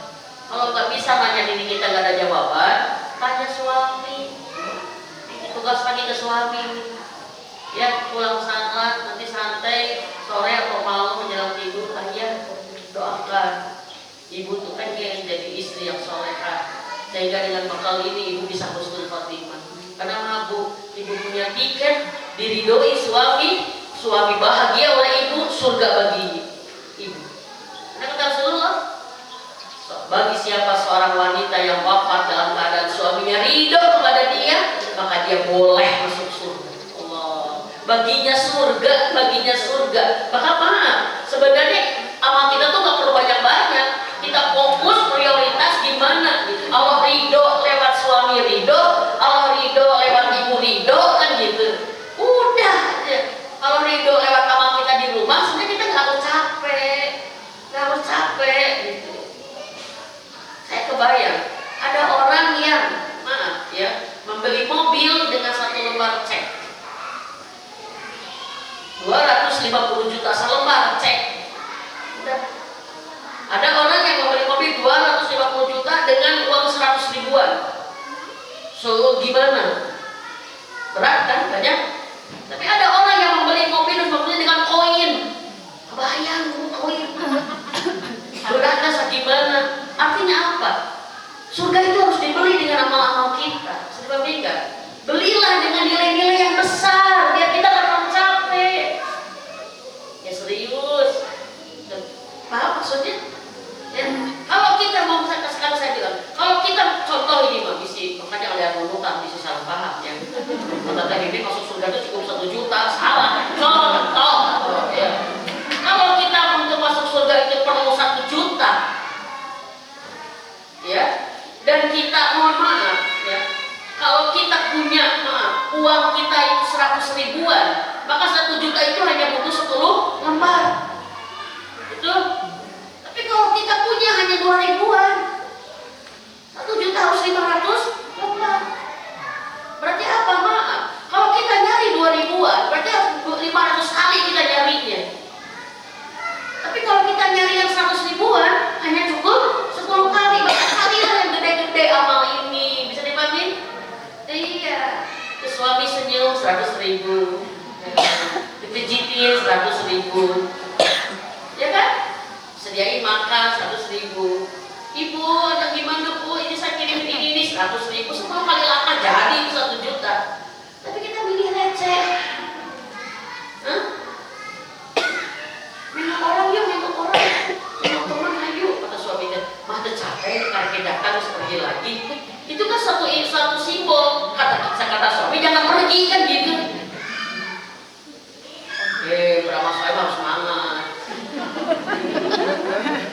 Semangatnya di rumah tuh. Tuh mas Soeimah, apalagi suami udah ngomong gitu. Tuh mas Soeimah tuh Gunung Ubud tuh beresan tuh.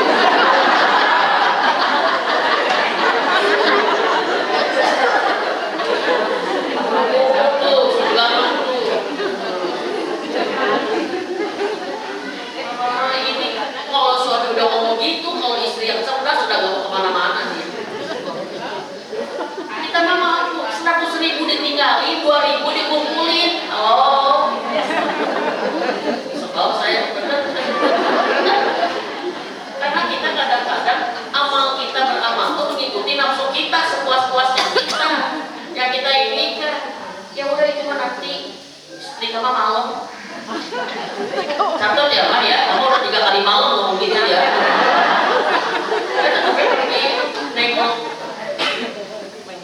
Nengok teh urang nengok nama sebentar, nggak sobelah, iya.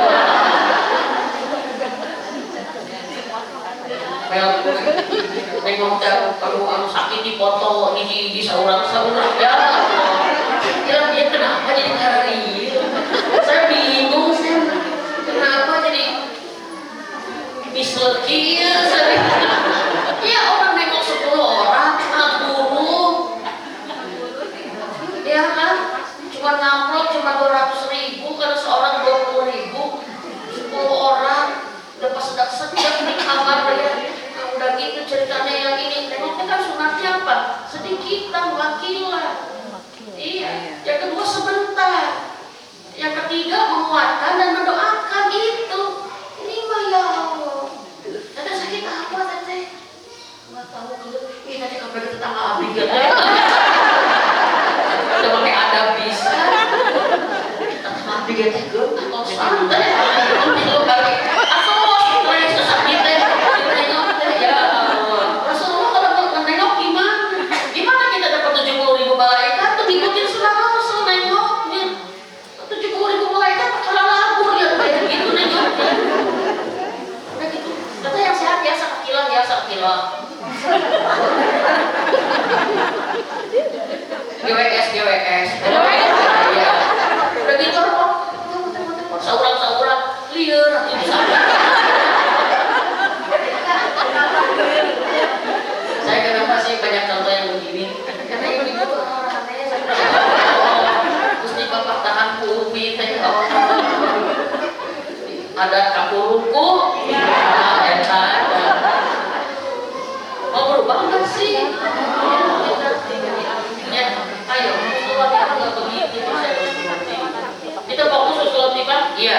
Ayo kita bayangin sekarang. Kalau suatu saat malaikat mau datang kepada kita, maka kita sekarang sudah termasuk siap. Kenapa kita nggak siap-siap? Karena kita nggak mempersiapkannya. Kata para ulama, insya Allah orang yang mempersiapkan kematian pasti disiapkan oleh Allah. Itu. Kalau nggak merasa siap maka ada ketakutan dia sebagai ini. Jangankan kita, ulama-ulama itu semakin soleh semakin takut loh. Iya. Tapi apa? Kita ada motif nih. Pulang tuh kita mau ke surga nih kita. Saya pahami nggak teman-teman? Makanya kata Rasulullah Muhammad SAW disebutkan. Tahu nggak kalian siapa orang yang paling cerdas di antara kalian? Adalah orang yang paling banyak mengingat mati dan paling sungguh-sungguh mempersiapkannya. Paling banyak mengingat mati. Karena mati itu pasti, mati itu akan. Iya, saya bilang gini, umur kita dulu 40, sekarang udah 50 tahun. Berarti apa? Dunia semakin jauh kita tinggalkan. Akhirat sudah semakin dekat kita akan masuki.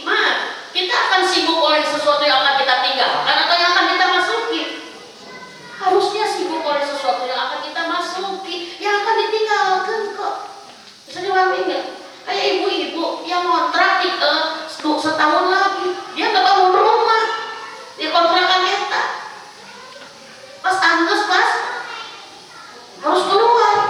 Kan goblok itu rumah orang kok diperbaiki kan gitu. Bisa dipahami nggak teman-teman?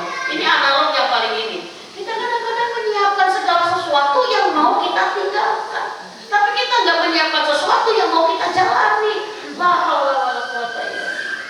Kita harus mempersiapkan dana kita untuk anak sekolah, tapi jangan sampai sedekah kita juga nggak ada. Mending kalau anaknya soleh, ditinggalkan dari warisan begini. Kalau anak nggak soleh, kita pulang nggak bawa bekal karena harta kita ditinggalkan warisan semua. Kita harus serius. Ya ayyuhalladzina amanu taqullah wa tanzur nafsum ma qaddamat lighad. Wattaqullah innallaha khabirun bima ta'malun. Al-Hasan ayat 18. Allah mewati-wati sama kita. Hei orang-orang yang beriman, bertakwalah tuh takwa lagi. Bertakwalah kepada Allah dan hendaknya setiap diri memperhatikan apa yang sudah diperbuatnya untuk hari akhirat. Perhatikan untuk hari esok akhirat karena kita akan memasukinya. Artinya kata para ulama, kita disuruh berbekal karena kita akan melakukan perjalanan panjang. Perhatikan, maka di sini perhatikan diri kita, jangan perhatikan orang. Seriwami, dalam Islam bolehnya kita memperhatikan orang dalam rangka kita mau berbuat baik kepadanya. Itu aja. Jangan memperhatikan semuanya. Maka kita jangan jadi orang hidupnya sibuk memperhatikan orang. Serius loh. Seandainya besok kita pulang, bakal kita cukup apa enggak? Saya mau nanya sama ibu, teman-teman semua, termasuk saya. Kalau besok kita pulang, apa yang akan kita sesali dari ibadah kita? Apa yang kita paling sesali dari ibadah kita? Pada saat itu bisa tahajud tiap malam, tapi saya ternyata malas. Terus saya bisa impak lebih besar karena saya pikir, ternyata saya bisa tiap pagi sholat duha dulu, tapi saya selalu ini. Saya ternyata bisa. Gitu. Apa yang kira-kira akan kita sesali? Yang kedua, apa yang akan kita sesali dari dosa-dosa yang kita lakukan? Allahu Akbar.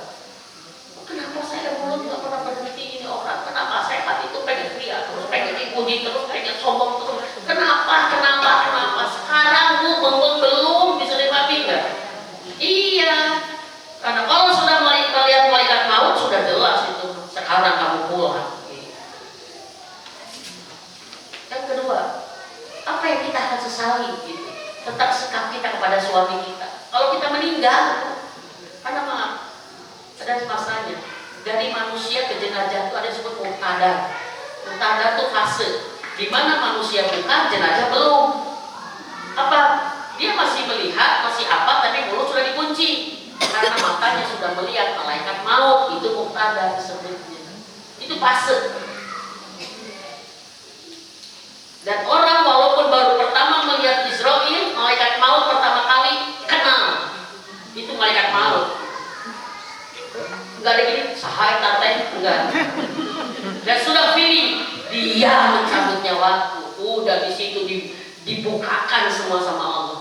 Apa yang sudah dia kerjakan, amal-amalnya itu prolog. Makanya suka ada molot-molot, ada yang gimana, itu prolog. Belum ngalamin sakitnya. Allah Akbar. Coba bayangin saat itu gitu. Kalau kita sudah melihat malaikat maut, apa yang disesali kita? Ibadah kita yang kurang mana? Dosa kita yang banyak mana? Tentu pasti ada waktu, perbanyak ibadah, habisin dosa kan gitu. Terus penyesalan kita, siapa kalau kita besok meninggal, kalau kita besok meninggal, apa yang kita sesali sih dari suami kita? Terus saya tuh mau jadi istri yang begini. Atau suami kita meninggal, kalau suami kita meninggal, apa yang kita buat kita menyesal? Sekarang itu perbaikan sebagai istri. Nggak ada kata-kata lagi banyak alasan. Kenapa? Karena kita nggak punya alasan di hadapan Allah. Sebenarnya kayak gini. Ya. Kalau ibu kita meninggal besok, apa yang kita paling sesali ibu kita lakukan? Kalau kita meninggal besok, apa yang kita sesali kepada ibu kita yang belum kita lakukan? Bisa dibandingkan? Kepada anak-anak, ayo kita renungin deh, telanjangin diri kita. Kalau meninggal besok, kita meninggal anak-anak yang belum benar sholat ya. Jadi karena kita terlalu sibuk dengan egois kita. Allah.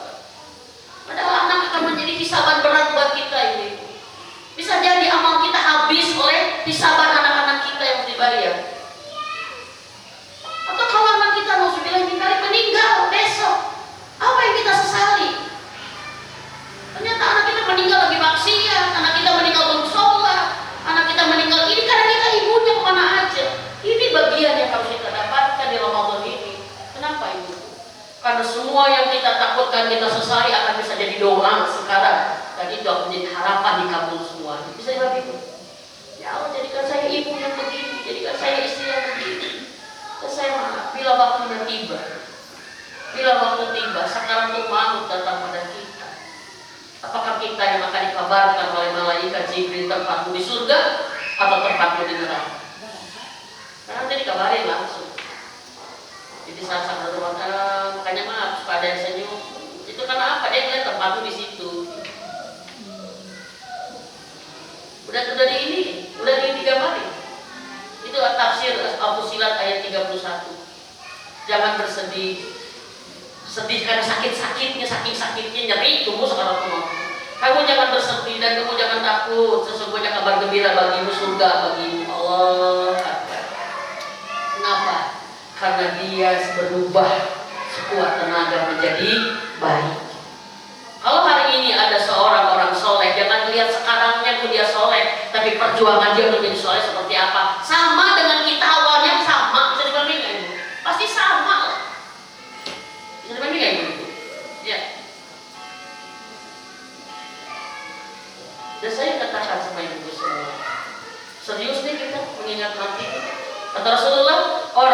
cerdas adalah orang yang banyak mengingat mati dan paling sungguh-sungguh mempersiapkannya.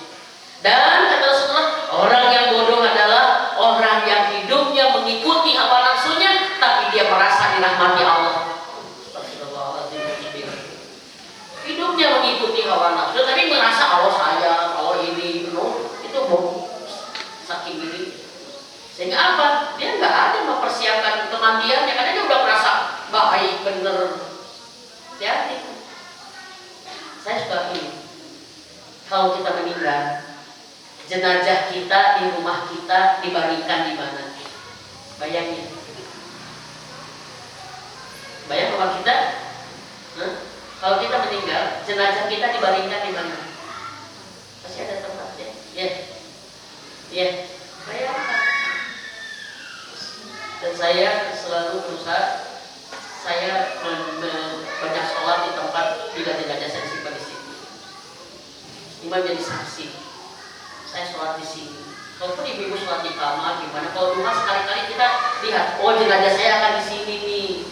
Kalau saya meninggal, jenazah saya akan di sini. Baca Quranlah di situ, sholatlah di situ.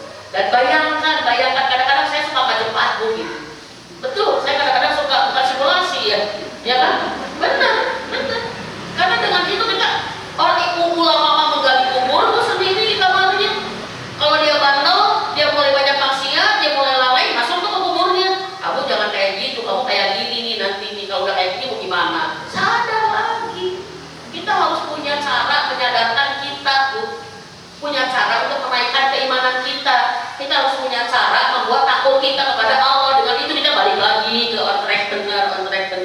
Harus diingatkan kita. Saya kadang-kadang suka ya Allah, pasti ini terjadi satu saat. Walaupun saya pengen pulang di Madinah, ya, saya berdoa begitu. Kalau setiap saya umroh, saya selalu bilang, kalau Umi nggak pulang lagi, kan Umi doa Umi. Karena kata Rasulullah, kalau kamu bisa, selagi bisa, mintalah wafat di Madinah. Itu ada hadisnya, Pak. Mintalah wafat di Madinah. Kalau saya meninggal di Bandung, di rumah, ya pasti di tempat itu. Jadi kan saya duduk gitu. Ini kemana aja kamu udah usia segini. Kalau kamu udah terkapar gini, apakah anakmu mendoakan kamu? Apakah anakmu membacakan Quran untuk kamu? Anakmu di mana saat kamu sudah terkapar itu? Mintalah sekarang agar anak-anak kita termasuk yang mendoakan kita paling banyak. Dan ibu-ibu, kalau kita disolatkan, mana sudah seberapa banyak orang yang kita list dari teman-teman kita yang kira-kira akan menyelamatkan kita.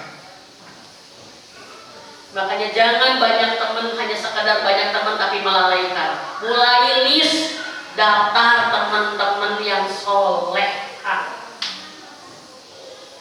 Daftar sama kita. Ini orang-orang yang kalau saya meninggal, ini orang-orang yang akan dinikah. Jangan kurang dari 40 orang. Karena kata Rasulullah, barang siapa yang jenazahnya dimakamkan oleh 40 orang mukmin, udah tanda baginya surga. Maaf Bu, ini akhir zaman. Bukan kita tidak boleh main, nggak boleh kebakar, tapi kita jangan kebanyakan canda gitu. Jangan kebanyakan main-main, karena waktu kita singkat sebentar gitu. Udah lama lah main-main, masa setua gini masih main-main terus. Saya bingung kalau ada ibu-ibu 50 tahun masih tiktokan gitu. Masih gini gimana gitu. Saya kemarin waktu dengan keluarga, saya tiba-tiba nggak balik hidupnya. Nggak apa-apa. Terus saya melihat di depan nggak ada yang nggak nyaman gitu. Karena dia kembali dulu kan. Kalau suami-suami kita harus begitu. Kalau dia minta tolong sahabatnya ke kita nih. Lihat perempuan cantik pegang sama kita, sebahas gitu. Lihat ini gitu kan. Tenang. Jadi ada ibu-ibu, ibu berpengajian, dia lagi temannya satu kamera sekali sewa gitu. Jalan gitu. Kayak topinya. Saya tidak ini jamaah ummi lain bukan. Saya bingung. Ini gimana usia kita masih mau main-main? Ntar main-main mah di surga ih. Serius ibu. Kita tuh nggak kayak gini Bu di surga apa Bu? Wah ibu gendut, wah ibu pegang, kita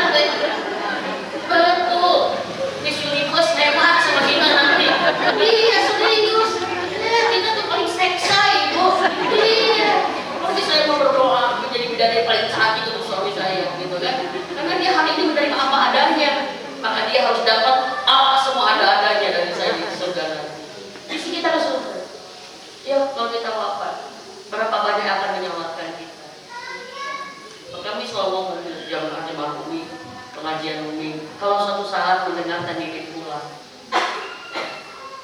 Tadi bina-bina berpulang sama Allah. Satu saja Allah. Maafkan karena saya bertemu khawatir ada salah. Yang kedua, tolong doakan, minta ampunan untuk saya. Ya, doakan dengan doa jenazah terbaik. Yang ketiga, sholatkan jenazah saya. Walaupun ibu nggak harus datang ke rumah saya. Di mana ibu mendengar Umi wafat, sholatkan saya jenazah saya di tempat ini. Karena itu bakal berbaik buat saya. Mudah-mudahan kebersamaan kita di dunia kita saling menguatkan di sana. Dan bukan hanya dengan saya, majelis taklim ini pun kita mendengar siapa wafat langsung sholatkan di tempat kita. Karena itulah tanda kita mencintai dia karena Allah. Bukan hanya teman duniawi saja, bukan kita ingin berteman sampai ke surga. Makanya kita di sini berteman penuh perjuangan, tidak banyak senang-senang gitu. Kita nggak banyak ketawa berteman di dunia ini, nggak banyak senang-senang karena memang kita sedang merencanakan bersenang-senang kita nanti di surga. Kita mah nggak banyak makan terakhir karena uang kita disedekahkan. Duduk berlama-lama dalam pengajian, kita mah nggak bisa hahaha terlalu lama. Kenapa? Karena kita memang bukan di sini barangnya. Bisa dipahami? Ayo, majelis taklim Darul Ilmi list anggota jamaahnya. Minimal inilah tabungan kita. Kalau kita pulang, ini orang-orang yang akan nyolatin kita. Mudah-mudahan kali itu bikin menjadi bagian tugas sanat ini. Saya keluarga besar kita akan nyolatin. Ini kita nih. Mudah-mudahan kita termasuk orang yang aman. Ya, amin. Teman-teman, itulah dari saya sangat 2 hari. Mudah-mudahan ada manfaatnya. Saya mohon maaf, saya menyampaikan materi ini tidak ada lain karena saya ingin mengingatkan diri saya sendiri. Tujuan kita bagaimana pulang husnul khotimah. Saat kita sudah bisa husnul khotimah, berarti kita orang yang sukses mengakhiri dunia dan memulai akhirat. Insya Allah. Dan saya kemarin ada teman yang sudah pulang. Allahu Akbar. Saya sampaikan di beberapa majelis. Dia 12 tahun bersama saya ngaji. Barengan dengan saya. Tiap Senin kita ngaji, ya. Dan bulan kemarin masih ngaji Zoom, ya karena kita masih online, ya. Dia mengeluh sakit apa? Ternyata pas dilihat memar-memar, pas diperiksa kelainan darah. Tapi cepat sekali dropnya, hanya 2 minggu, ya. Drop. Tapi subhanallah, ya, beliau kemarin wafat dalam keadaan tersenyumnya, senyum banget. 2 anggota saya tahun ini wafatnya keren. Senyum banget senyumnya, udah senyum aja. Ternyata saya kemarin tanya ke suaminya saat kajian dengan abah. Ustadz, karena istri suaminya juga Ustadz. Dia tuh pengajar tahsin, kemana-mana ngajar Quran. Terus dia juga pelatihan jenazah, pemulasaraan jenazah. Dan dia suka memandikan kalau ada warga, ada siapa ini dia memandikan, jadi dia ngurus itu. Ya, saya bilang setelah kita si teteh biasa senyum gitu, apa sih teh selama amalnya catat. Dia mengatakan, istri saya itu waktunya nggak ada yang sia-sia. Istri saya tuh nggak ada yang sia-sia waktunya tadi. Kalau nggak ngaji Quran, ngaji tafsir, ngaji buku, nyiapin ngajar, yang ngajar kemana-mana, urus ini, urus itu aja. Istri saya itu tidak pernah nonton, nggak pernah istri saya tuh pegang remote nonton TV gitu nyantai, nggak ada kamus itu. Jadi waktunya benar-benar istri saya tuh, waktunya benar-benar efektif gitu. Kerjaan rumah beres semua karena kami nggak punya pembantu. Gitu. Tapi kerjaan lain selesai semua gitu. Itu kesuksesan. Yang kedua, istri saya adalah istri yang sangat menjaga hati suaminya. Itu ternyata saya bilang alhamdulillah. Makanya saya suka bilang kalau istri saya bicara lagi gimana, oh Bimo, bilangnya semua saja Mimin loh. Kalau yang bilangnya, oh kurang Bimo apa gitu. Istri saya tuh sangat pintar menjaga totalitas bagi istri. Saya bilang pantas dia melihat rohnya sedang tersenyum. Pulang hebat, yakin kalau udah pulang senyum gitu udah surga yang dia lihat. Dia wafat hari Senin, saya nengok hari Jumat, saya lihat dia udah tremor, udah apa, saya bilang, hai saya, semangat, saya bilang. Kita bareng-bareng di dunia ibadah, kita bareng-bareng di dunia ngaji. Semangat, dua semangat kata. Satu, semangat untuk sembuh, makan obat dengan ini, jalani berobat dengan ikhlas. Mudah-mudahan sehat kembali. Semangat untuk sembuh ya. Yang kedua apa? Bersiap pulang husnul khotimah. Bersiap pulang husnul khotimah. Pulang husnul khotimah nggak harus teteh yang sakit. Bisa aja umi duluan tanpa sebab. Karena memang kewajiban kita mah setiap saat siap pulang husnul khotimah. Ngerti kata umi bilang? Ngerti umi ngerti. Bismillah, nggak ada yang menakutkan. Dipelukkan sama umi, didoain dan umi berdoa, ya Allah kalau memang masih lama umurnya sembuhkan segera. Tapi kalau memang pulang baikkan dengan baik. Dan saya waktu itu bilang dengan teman-teman, kalau teteh duluan, tunggu kita di pintu surga. Kita akan bareng-bareng lagi berhalaqah bersama Rasulullah. Kita akan ngaji lagi bersama Rasulullah di sana. Dunia masa sebentar teh. Suka tidak suka, siap tidak siap, kita akan pulang semua. Maka jangan hidup untuk dunia, jangan hidup oleh dunia. Hiduplah dengan untuk akhirat dan surga kita. Kita punya harapan besar. Tapi kesakitan, Umi tahu kesakitan. Tapi semua sakit itu dibayar dengan surga. Oke? Saya tidak Umi berubah sama saya. Ternyata benar hari Senin dan pulangnya luar biasa. Dia tapi kapan saya bilang gini, mau pulang, teteh banyak minta ridho suami ya, banyak minta ridho suami. Iya Umi juga. Iya. Nanti kan Ustaz kita banyak minta ridho. Dan subhanallah pas dia udah gini, ridho, mau Umi Abi, ridho, Umi ridho, Abi ridho, bilang sama Allah, Abi ridho, bilang sama Allah, Abi ridho sama Umi, bilang sama Allah. Jadi dia nanya, udah bilang Abi ridho, bilang sama Allah, Abi ridho. Ya Allah, saya ridho. Wah udah ya masuk surga di jiwa, teng udah ridho ya Allah. Udah dalam ininya, Umi Al-Baqarah dulu, Al-Baqarah sakratul mautnya dengan Al-Baqarah. Udah selesai Al-Baqarah masih ada Umi Ar-Rahman kesukaannya terus. Pas Yasin udah itu Umi pasti bicara, tuh Umi lah, anterin lampu senyumnya. Kalau kita gimana? Dia sudah sukses mengakhiri hidupnya dengan terbaik, dia sudah bahagia memulai akhiratnya dengan terbaik. Kita yang belum pasti, maka terus berdoa, minta itu, terus berjuang memperbaiki diri, menjadi orang baik, baik kepada semua orang karena Allah, terutama ke suami, ke ibu, ke anak. Kalau kita sudah baik kepada semua orang, baik dalam waktu kita, demi Allah itu jalan husnul khotimah sudah kita jalani. Sampai nanti titiknya kita nggak tahu. Teman-teman semua, itu saja dari Umi. Terima kasih kebersamaannya indah 2 hari. Indah ya, rasanya Allah memeluk kita. Gitu. Ini Ramadan hari ke-15. Mudah-mudahan kita tidak lupa bahwa kita ini sedang di Ramadan dan kita tidak lupa bahwa kita sedang puasa sehingga kita terjaga terus. Ya, teman-teman itu dari Umi. Ini yang bisa Umi sampaikan. Mudah-mudahan bermanfaat. Mudah-mudahan Allah menerima dengan ridhonya. Maafkan Umi, bila dari semua ini banyak kesalahan dan kekurangan. Karena memang Umi doi, Umi fakir, Umi luar biasa, tidak ada punya apa-apa Umi hanya punya cinta, ingin berbagi hidayah yang kita Umi punya. Yang kedua, mengucapkan terima kasih kepada semua panitia, Mira terutama ya, yang menjadi penyebab Umi berdua menyiapin ini. Mira dan tim semuanya ya, sampaikan kepada para suaminya, jazakumullah khairan katsiran dalam mengizinkan teman-teman semua mengurus acara kita 2 hari ini. Mudah-mudahan ini menjadi bagian tambahan perbendaharaan kita, pahala kita keluar kepada Allah Subhanahu wa taala. Dan terima kasih semua kepada teman-teman semua yang hadir di sini. Jazakumullah khairan katsiran telah duduk bersama, menguatkan kita, saling mengingatkan, dan kita punya tekad hari ini.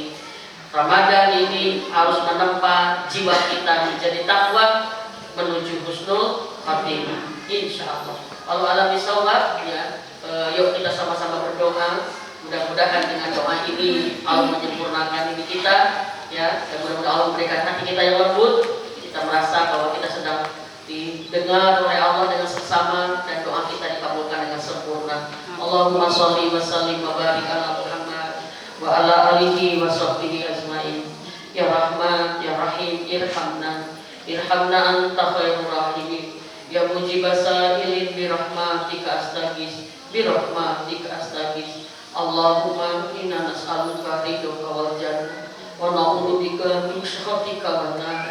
Allahumma inna nas'aluka husnul khatimah wa na'udzubika min su'il khatimah. Allahumma inna nas'aluka salamatan fid din wa afiatan fil jasad wa ziyadatan fil ilmi wa barakatan fi rizqi wa taubatan nasuha qabla al-maut wa rahmatan indal maut wa maghfiratan ba'dal maut. Tuhai Allah, kami memanggilmu ya Rahman, kami memanggilmu ya Rahim, memohon cintamu.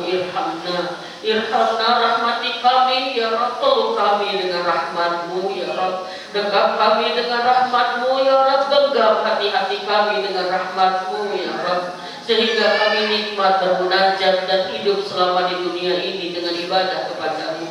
Ya Allah, kami memohon rahmatmu, dan dengan rahmatmu tolong kami ya Rabb, tolong kami ya Allah.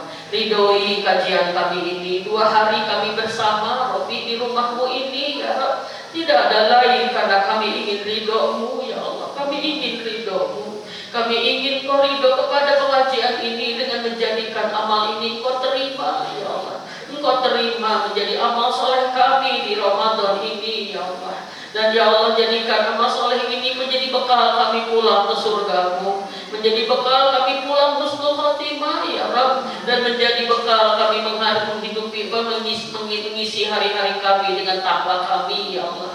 Ya Rahman ya Rahim, jadikan dengan ridho-Mu ya Rabb pahala-pahala kami ini menjadi pahala jariah bagi ayah ibu kami ya Rabb. Kami belum banyak memberi kebaikan kepadanya, tapi Engkau sudah memanggilnya pulang duluan ya Rabb.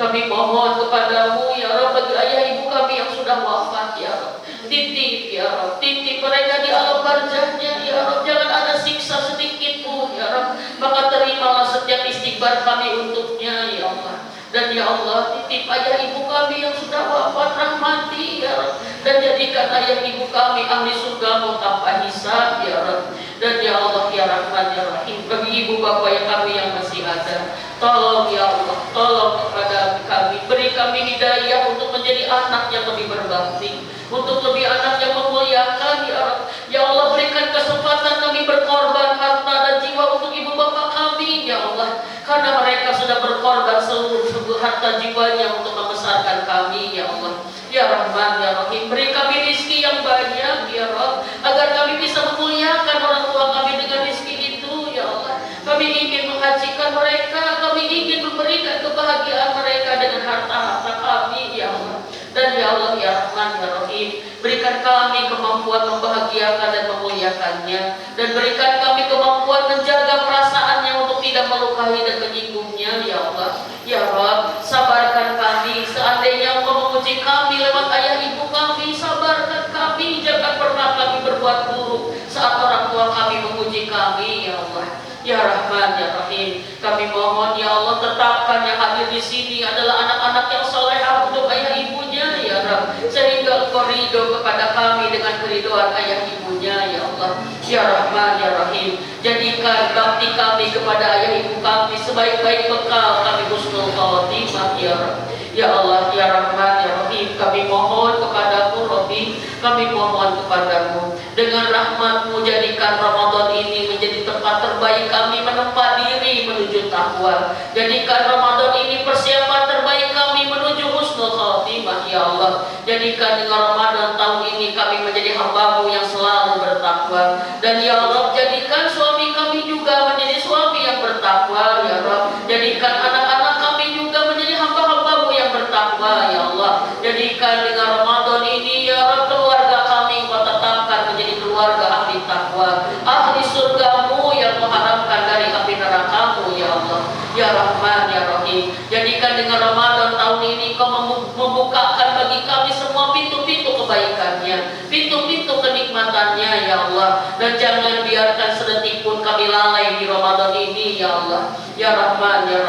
Kami mohon Rabbi di Ramadan ini tuntun kami dengan hidayah-Mu agar kami sanggup menuju amal-amal yang Kau ridhoi dan Kau cintai. Berikan kami nikmat Ramadan dari awal sampai akhirnya ya Rabb, dan berikan kami kemampuan, kekuatan iman dan takwa agar kami bisa menjemput Lailatul Qadar-Mu dengan penjemputan terbaik ya Allah. Dan dengan rahmat-Mu Rabbi, dengan rahmat-Mu ya Allah, tetapkan kami adalah hamba-hamba-Mu yang mendapatkan Lailatul Qadar itu tahun ini.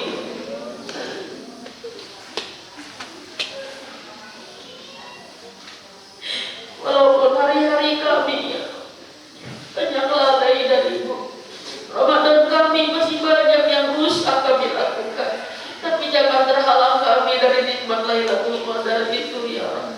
Berikan kami kenikmatan menjemputnya, berikan kami kenikmatan menerimanya ya Allah. Dan itu menjadi bekal kami pulang kepada-Mu Rabbi. Kami punya pahala 1000 bulan ya Rabbi. Rabbana taqabbal du'a, kami mohon ya Rabbi, jadikan dengan Ramadan tahun ini Engkau menjadikan kami hamba-hamba-Mu yang Kau dekatkan dengan-Mu. Ya Qarib, kami mohon kepada-Mu yang maha dekat, dekatkan kami dengan-Mu ya Allah. Jangan biarkan kami menjauh lagi ya Allah. Jangan biarkan kami jauh dari-Mu walaupun sedetik ya Allah. Tidak sanggup kami hidup dengan jauh dari-Mu ya Allah. Dekatkan kami dengan ridho-Mu ya Allah. Dekatkan kami dengan cinta-Mu ya Allah. Dekatkan kami dengan surga-Mu ya Allah. Serta nama-nama kami ya Allah, nama ayah ibu kami, nama suami kami, anak-anak kami ya Allah di surga-Mu ya Allah. Dan hapus nama-nama kami dari neraka-Mu ya Allah. Ya Allah, dekatkan kami ya Allah. Dekatkan kami dengan kekasih-kekasih-Mu ya Allah. Kumpulkan kami dengan orang-orang yang mengingatkan kami kepada-Mu, yang menambah keimanan ketakwaan kami kepada-Mu dan menambah kebaikan kami di dunia ini ya Allah. Jauhkan kami dari orang-orang yang melalaikan kami ya Allah. Jauhkan kami dari orang-orang yang menjauhkan kami dengan-Mu ya Allah. Jauhkan ya Allah. Rabbana taqabbal du'a ya Rahman ya Rahim, kami mohon dekatkan kami dengan amal-amal yang Kau cintai dan Kau ridhoi. Rabbi, kami mohon Rabbi, kami mohon kepada-Mu ya Allah, berikan kepada kami hati yang bertakwa ya Rabb. Berikan kami hati yang bertakwa ya Rabb, hati yang selamat ya Rabb, hati yang selamat ya Rabb dari kemusyrikan dan kemunafikan, hati yang selamat dari kesombongan dan takaburia ya Rabb, hati yang selamat dari pamer dan ingin dipuji manusia ya Rabb, hati yang selamat dari kebencian dan kemarahan ya Rabb, hati yang selamat dari kedengkian, hasad, iri ya Rabb. Dan ya Allah, jadikan kami hati yang pemaaf ya Rabb, jadikan kami hati yang pemaaf, hati yang baik sangka, hati yang lapang dada ya Rabb, dan hati yang bermudah berbuat kebaikan. Ya Allah, jadikan hati kami hati yang penuh cinta untuk suami kami, untuk ayah ibu kami, untuk anak-anak kami, dan untuk saudara-saudara kami ya Allah. Ya Rahman ya Rahim, kami mohon kepada-Mu Rabbi, dengan rahmat-Mu tolong keadaan kami ya Rabb. Engkau maha tahu begitu banyak harapan kami. Kami sudah menulis semua harapan-harapan itu di kertas kami ya Rabb. Maka jadikan harapan-harapan itu tercatat di as-Mu ya Rabb. Engkau kabulkan semuanya ya Allah. Ya Rahman ya Rahim, kami mohon Rabbi, kami mohon ya Allah, mudahkan segala urusan-urusan kami, ringankan beban-beban hidup kami ya Allah, cukupi semua kebutuhan-kebutuhan kami, bayarkan hutang-hutang kami ya Allah, bayarkan hutang-hutang kami, sembuhkan siapapun yang sedang sakit di antara kami dan keluarga kami ya Allah. Kami mohon dengan rahmat-Mu ya Rabbi, bimbing tuntun ya Allah, tuntun bimbing kami dengan hidayah-Mu lisan-lisan kami ya Allah. Jangan ada lagi di antara kami lisan kami yang membuat Engkau marah kepadanya ya Rabb. Tuntun segala perbuatan kami, tuntun ya Rabb hati kami ya Rabb, agar terjaga berada di jalan benar-Mu ya Allah. Ya Allah, dengan rahmat-Mu lindungi kami ya Rabb, lindungi kami ya Rabb dari Allah, lindungi kami dari siksa api neraka-Mu ya Allah. Lindungi kami ya Rabb dari godaan syaitan yang terkutuk, lindungi kami dari hawa nafsu kami yang buruk ya Allah. Lindungi kami dari amal yang buruk, dari perbuatan yang buruk, dari akhlak yang buruk, dari hawa nafsu lindungi kami dari musibah yang besar, di